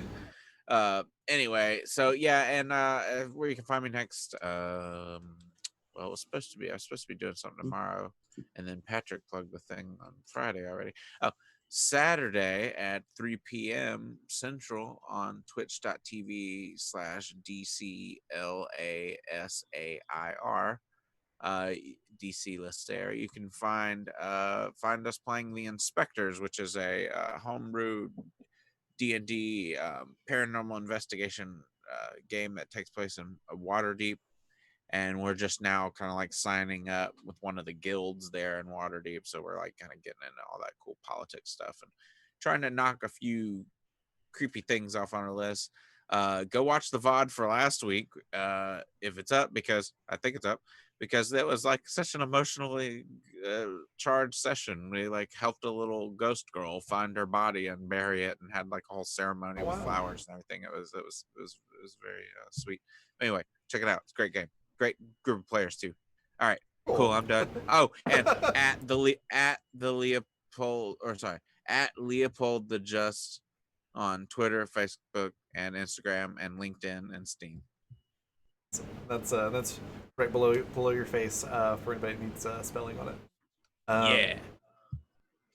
Fantastic. And last but not least, Zan, what was your favorite part, and where can Yeah. Oh man, my favorite part was just not having to DM for once. I run this game so often. I've like run this game like 3 or 4 times more than I've actually played. This is only maybe the 4th session that I've ever played.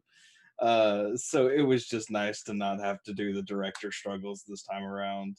And as for where you can find me, you can catch me tomorrow here again with where I'll be in Polished Cryptids game of They Came From Beneath the Sea. Friday I'll be on Brambleberry Games with a Curse of Strahd remix, and during the week I'll be back on Ravyn's channel, Black Feather Guild, with some Vampire the Masquerade goodness alongside some other games. If you need me, you can catch me at twitter.com/insanityttrpg or insanitygaming.com. Fantastic. My favorite part, I enjoyed the whole game. It was very, very fun. My first time running the game. I've only played They Came From a couple of times. This is my first time running it. It was a lot of fun. It's definitely very lends itself very well to doing an easy narrative. Whatever you want to do, you can fit it in there because of the format. It's great. Um, and thank you, Zan, for the assistance on a couple of the more technical things with the system. No problem. Appreciate it. But yeah, definitely one of my favorite parts was the I don't get paid enough for this, and Patrick just like, nope, I'm out. That was great. It was fun to be able to be like, yeah, the camera cuts up, and then all of a sudden, Henry's not in the scene anymore. But yeah, the whole thing was just fun, and I enjoyed getting to do the oddly cute but still super creepy horror monster. That was a lot of fun.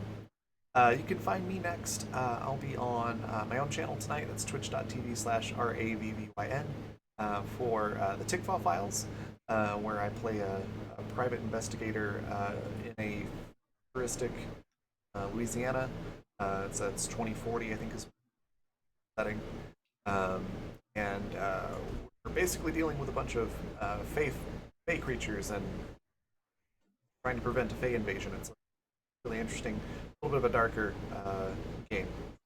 So that's where you can find me next. And with that, I think that is everything. So again, thanks to Onyx Path for making the game and letting us help out with their charity stream. The next show is going to be at 3 p.m. Mountain Daylight Time. I believe it's 5 p.m. Eastern Daylight Time, so in 30 minutes essentially. So definitely be sure to swing back by for that and check that game out. And yeah, thank you to everybody who donated, Jay and everybody else. Again, if you'd like to donate to the Trevor Project, it's a fantastic charity to help out.